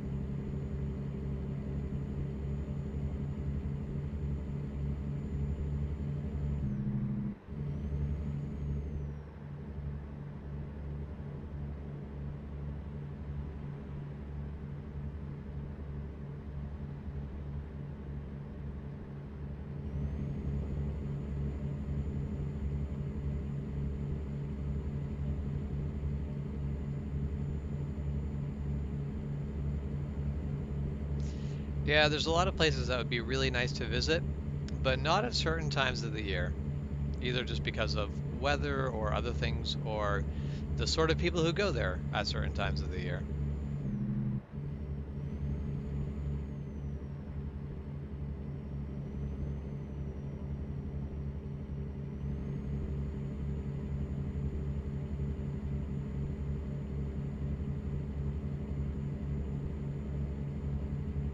All right, we've made it to Oregon.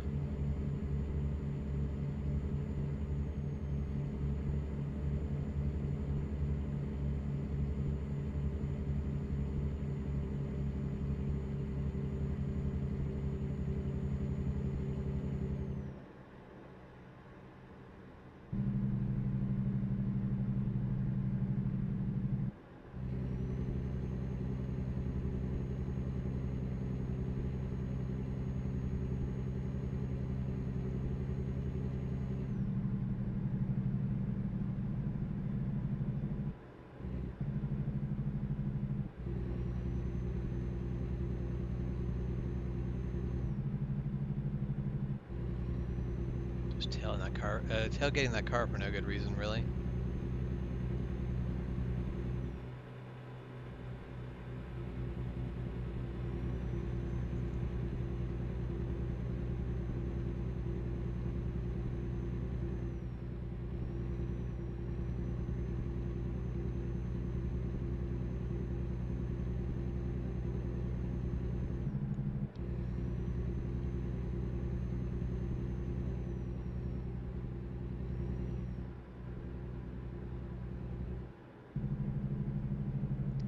Why are we suddenly slamming on the brakes? That was bad.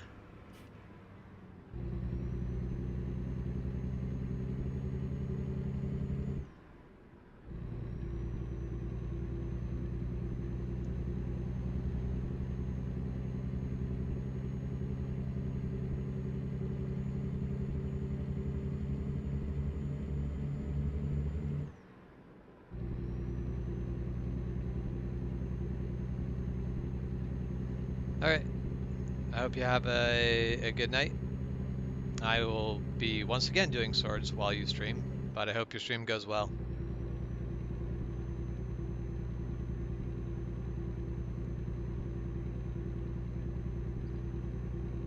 I think this is going to be the first Saturday in a long run of Saturdays where I have nothing planned for Saturday. It's going to be nice.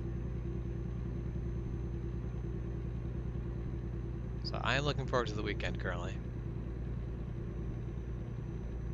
So I'll probably be streaming again tomorrow, and then I will be on Saturday. We'll be streaming Valheim. See if we can make some progress there. I think we're pretty much ready to fight Bone Mass, I think.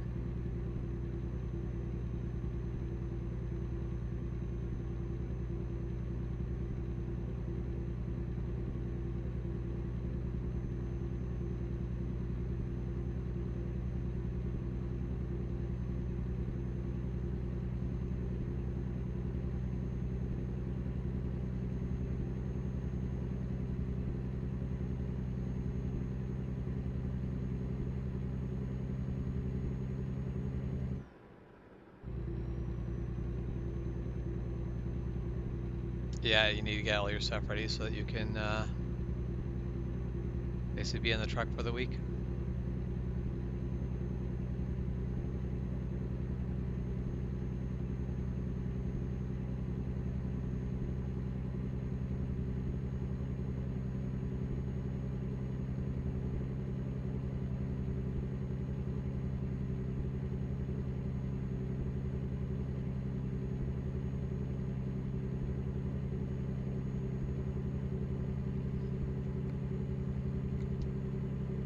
With my excessive speeding, I'm opening up the gap of time I have to make the deliveries still today.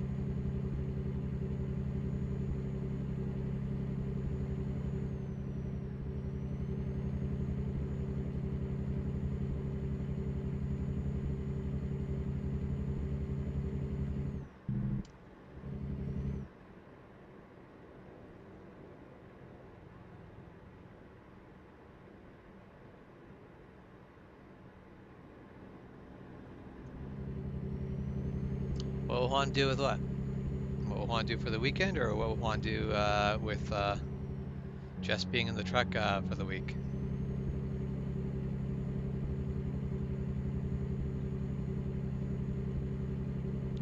I feel like Juan's going to do the same things he normally does. He'll probably stream a bit on the weekend, get things ready for the next week of work, and then basically just go to work for the week.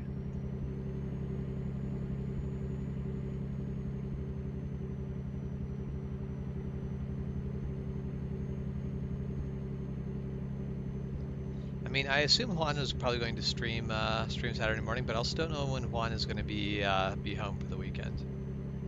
So I don't know.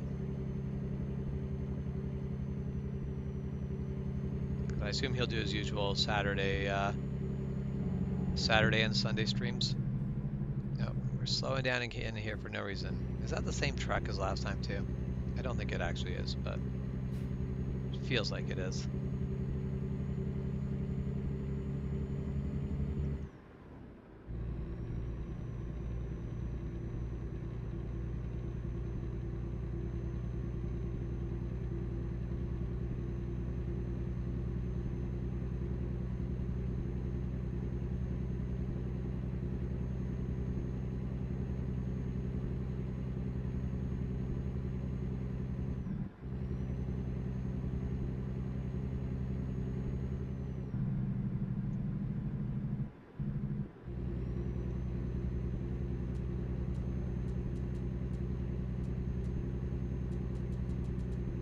Just flashing my high beams at him. You can't even see it in the day.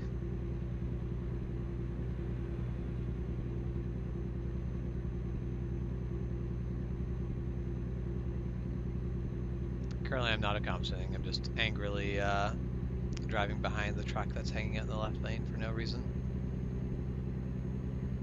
After slowing down for no reason, but that's hardly surprising. And of course the cars in the right lane aren't going to actually get past him, so it means I'm not actually going to be able to get past him.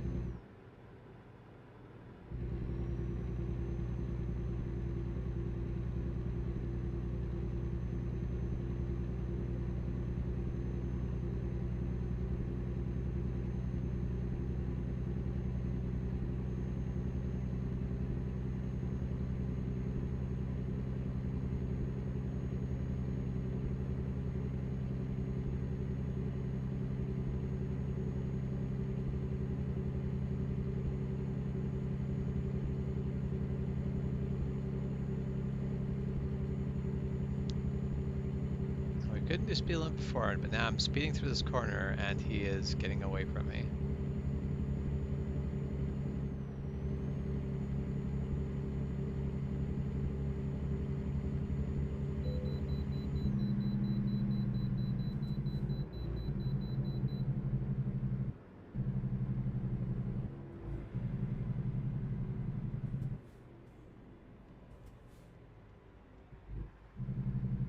And all of it doesn't matter because we have to stop over here and weigh our load anyway.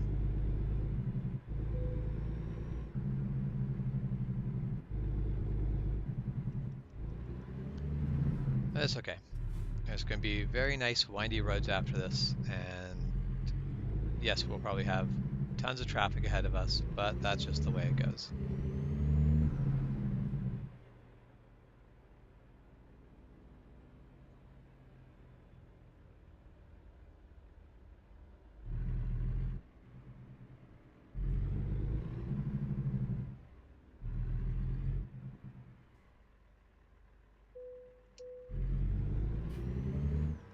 Alright, well, I'm going to take myself and my 80,000 pounds of everything, get back on that highway. Hopefully we don't just get caught up in bad traffic right away.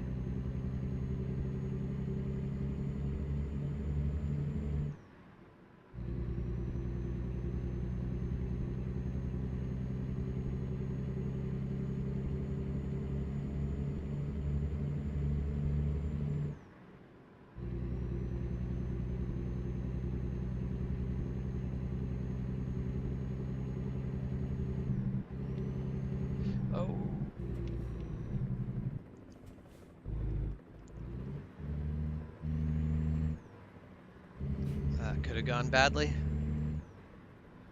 That could have gone very badly.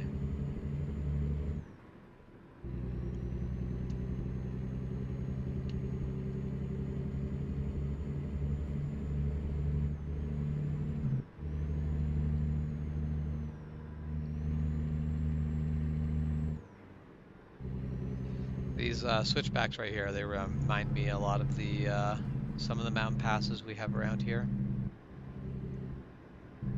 Sorry, but I'm gonna have to go a little bit wide. These switchbacks are, I mean, I guess I'm not actually going wide. I'm basically using all of my lane and the shoulder a little bit. These specifically remind me of the switchbacks that come down from the Anarchist, but there's a lot of switchbacks like this in really mountainous roads.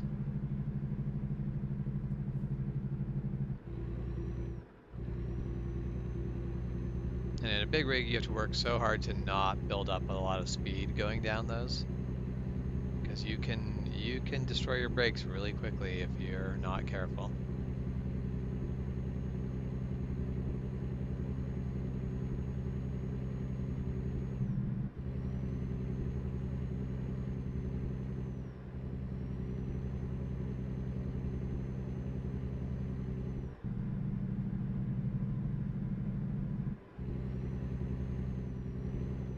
Hey Farming Sins, how's it going?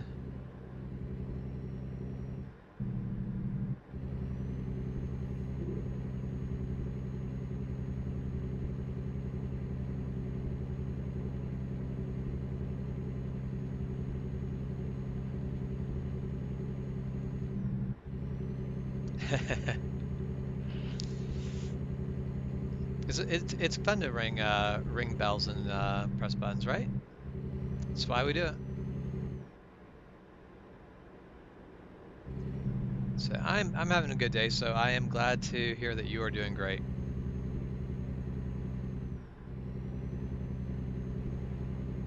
So my usual catchphrase of doing absolutely wonderful is proving true today, so I will not be making any complaints. I mean, my only complaint about today is that today will not last long enough. That is the only complaint I have. I'd like to do a lot more today than I'm going to be able to, because just today doesn't last forever. But that's a complaint you can make about every good day, so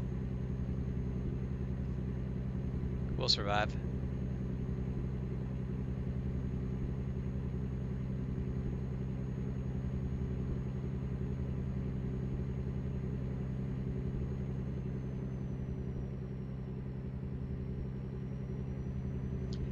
So the upside of the really great days not lasting forever is that the really bad days don't last forever either.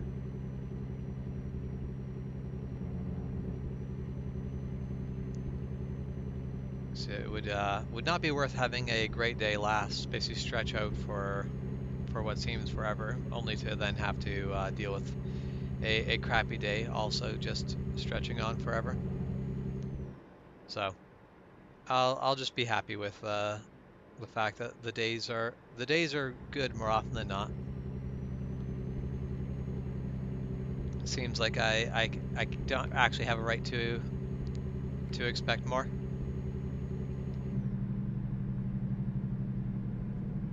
Dang it. Just losing my speed there for a moment. It is 4:07.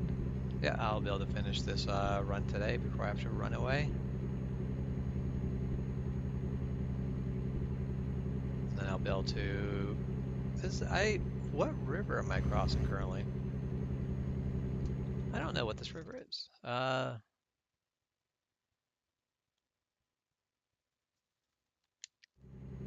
Yeah, I'm not sure. I actually don't know what river flows along, basically comes across the border of Washington. Washington to Oregon.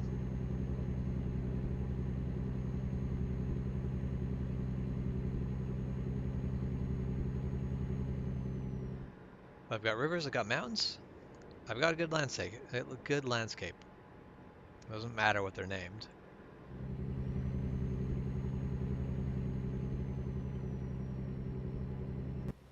So that is a pretty little see if I can just stay on the road. I wish I could just like set autopilot for this to look around a little bit.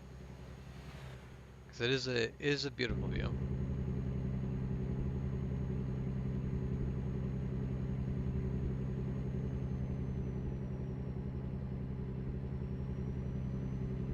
Alright. Almost to Yakima, which is like we'd have to go north for Yakima, but that's I think the last video Juan posted, he was driving through Yakima.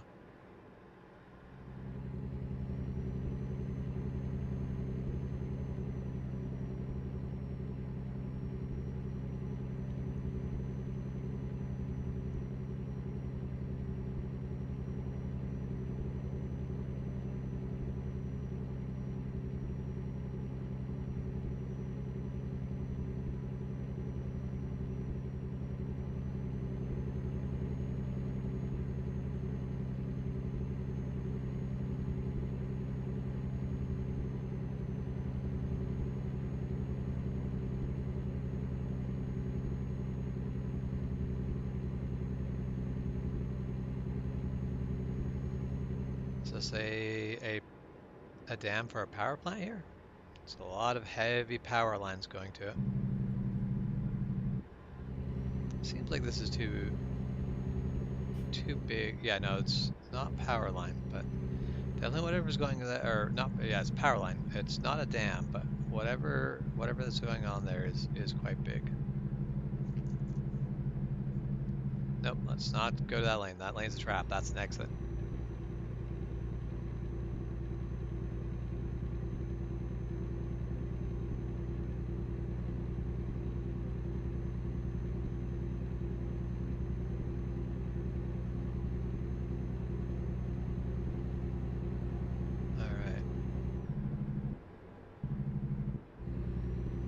Sweet. We've made the room to be able to get past this car, who just keeps hitting the brake randomly on the highway. And I wish I could say that was unrealistic and that was just bad AI. But people do this. People drive down the road and they tap their brake. Just at random, they tap their brake. And I assume this just is, especially when like people don't really slow down at all when they tap their brake like that. I'm like, are you just driving with your left foot on the brake? Like just your left foot sits over the brake while your right foot's on the gas.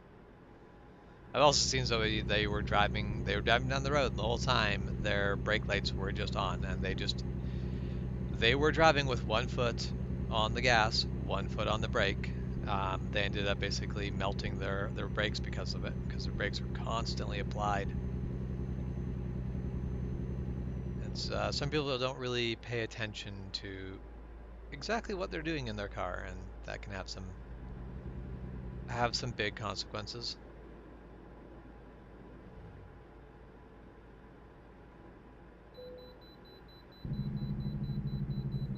All right, gotta pull into the scale.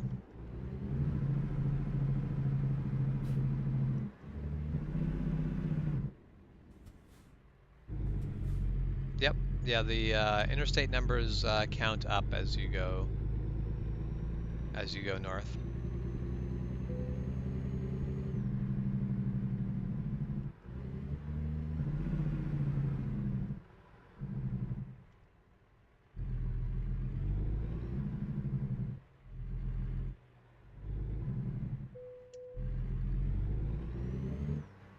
All right, let's get our speed back up.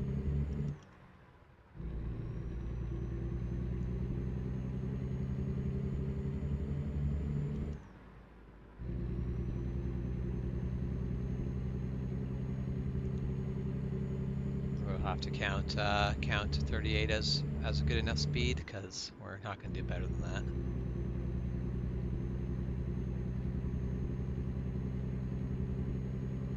Yeah, pretty much that. It's people either left foot brake because they are at such a high performance level that that moment of moving their foot from the gas to the brake takes too long, or because they just don't think about what the hell their feet do.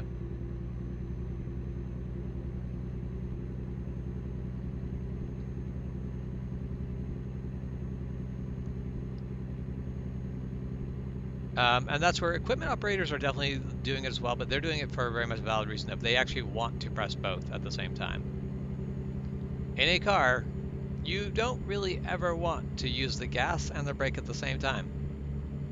But in equipment, you need to be able to rev up the engine while basically be on the brakes. So you're not trying to move forward, you're just trying to rev up the engine so that the rest of the system has the power it needs, that your hydraulics are able to lift fully and all that.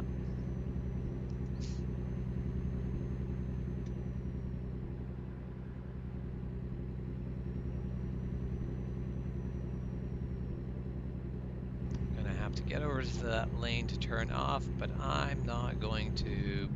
Oh, this is going to be a cluster of cannot go where I want to go, I'm pretty sure. I'm going to have to turn north here. This is a bit of a detour, not as big as it could be.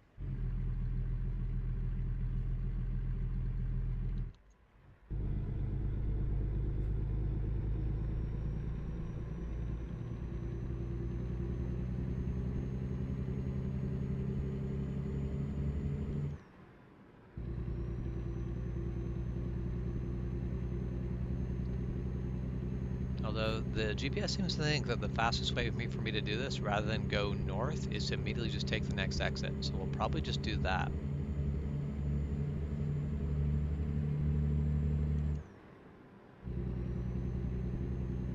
So the your joke about wanting to launch your automatic, a lot of people destroy their torque converters doing that. If you put your foot on the brake and just really put your foot down the brake, you don't want the car to move, and put your basically just stomp your foot onto the gas. That is actually one of the ways that I will test if a torque converter is good or not. The thing about it is, I can only hold my foot there for a couple seconds before I am putting so much heat and stress on that torque converter that I am destroying it. If I'm going to hold it there for like 10 seconds, that is too long. I am going to damage things. I guess we'll wait for this big load to go through. Even though he's blocking our green. We're going anyway. We were robbed of our green.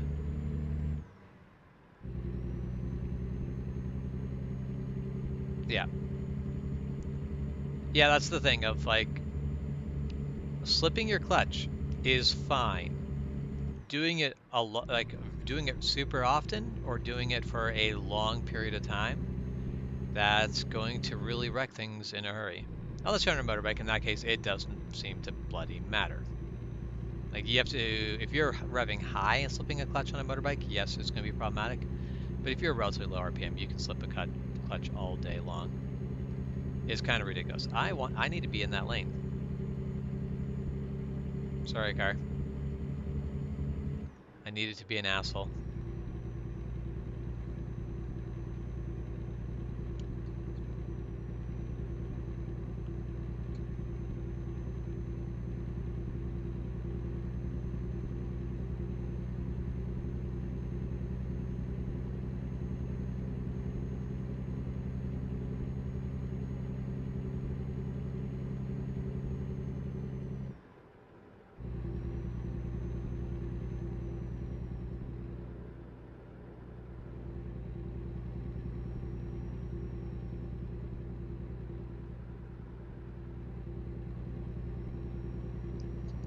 I am not in Idaho. I am in Oregon. I am really close to the coast. I'm almost to Portland. Looking around me, you could be forgiven for thinking I'm in Idaho. This is a very Idaho-looking area. And there's no hipsters standing on the side of the road to tell you that I'm in Portland.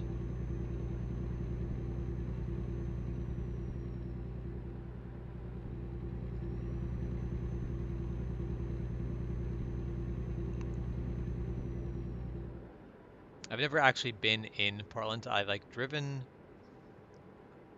around Portland. I have never actually been in Portland.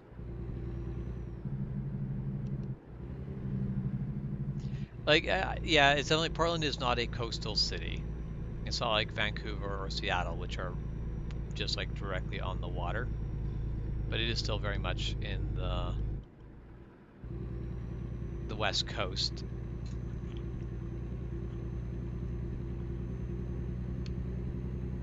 I have no clue what it says on that stadium. Oh, Domus Arena. Domus must be one of the fictional companies in the game.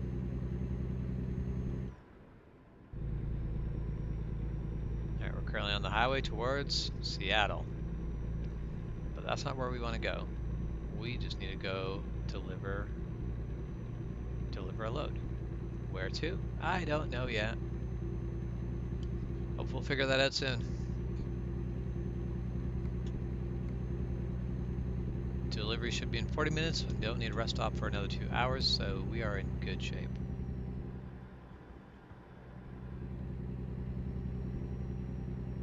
So I too would like to see Canada. Since I live in Canada, I've seen lots of Canada, but I would still like to see more of Canada. Canada is a very large, very beautiful country. Unless you watch that YouTube channel, or unless you watch that YouTube video that tells you that Canada is in fact not a country and is instead just 10 states in a trench coat. Or sorry, 10 provinces in a trench coat.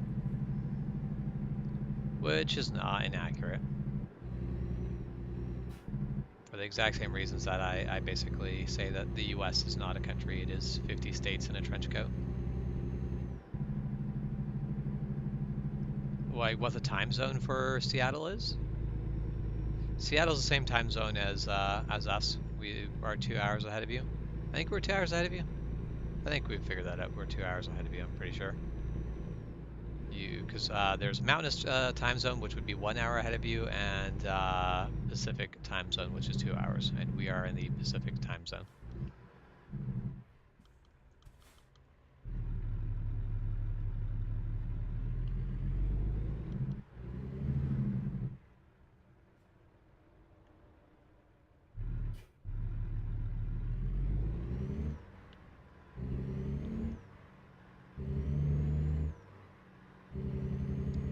Oh, did I? Oh man, just barely. I almost clipped that lamppost with the trail or with the back, like the rear rig. Oh, and we're starting to yawn.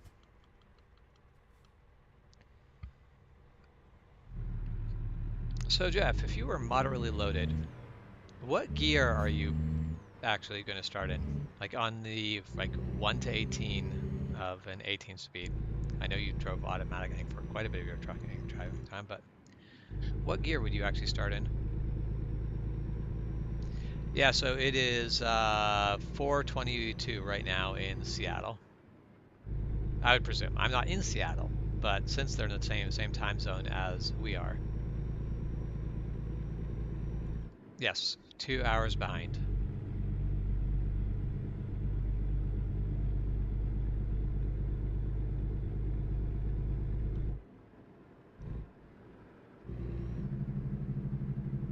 All right. And we have found our way to our destination.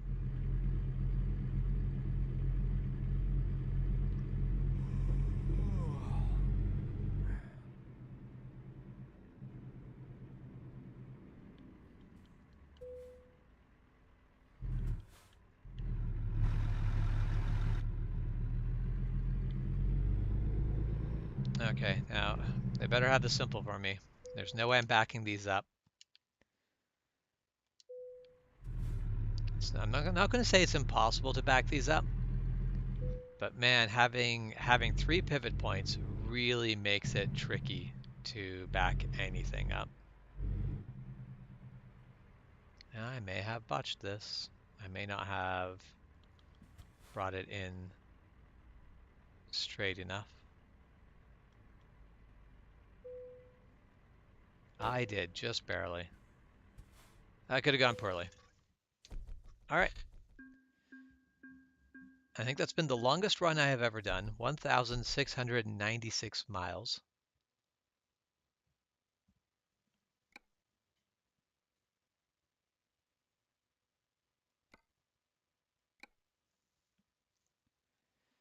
that also means I'm just going to go to the bank, take out the biggest loan I can,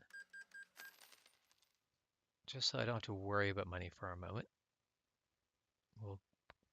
We will go and pay that back really quickly, but I want garage manager. Okay, so look at this garage. I want to put a truck. Let's grab a Peterbilt. We'll buy it online, and we're just going to buy the exact same truck that we have given everyone else, and we're going to put it there. Okay. So that leaves us with $105,000. But now we have to go manage our drivers, which actually, let's go back to garage. Let's go and find a driver.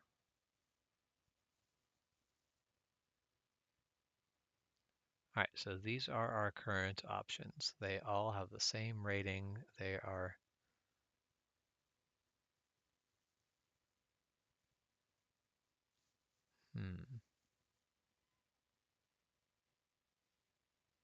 I'm going to go with her. We're going to go with Maria M.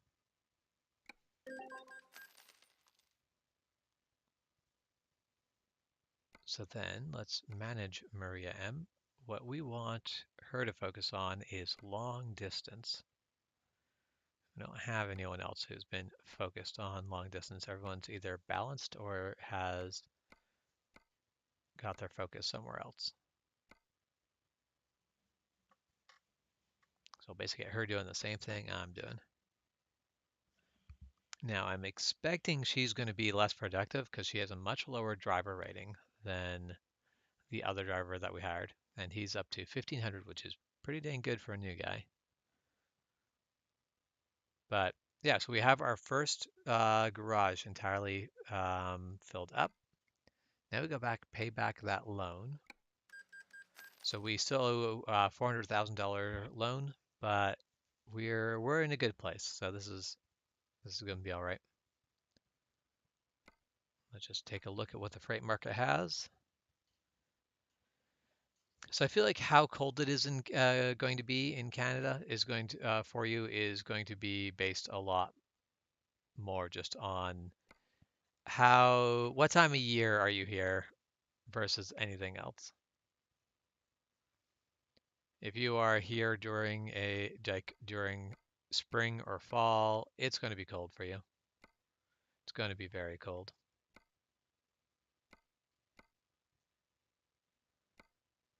What I really want is I want to go up to Bellingham and hope that I get a trip down to New Mexico, because that'd be the longest run I could possibly do. But I don't think I can get that, so we might have to settle for a run down to Clovis, New Mexico.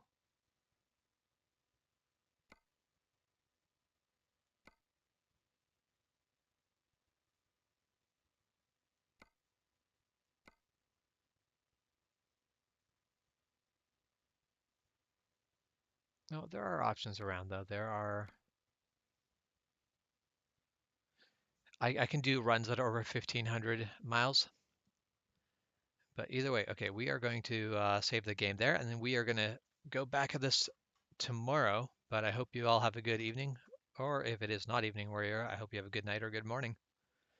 We will see you next time.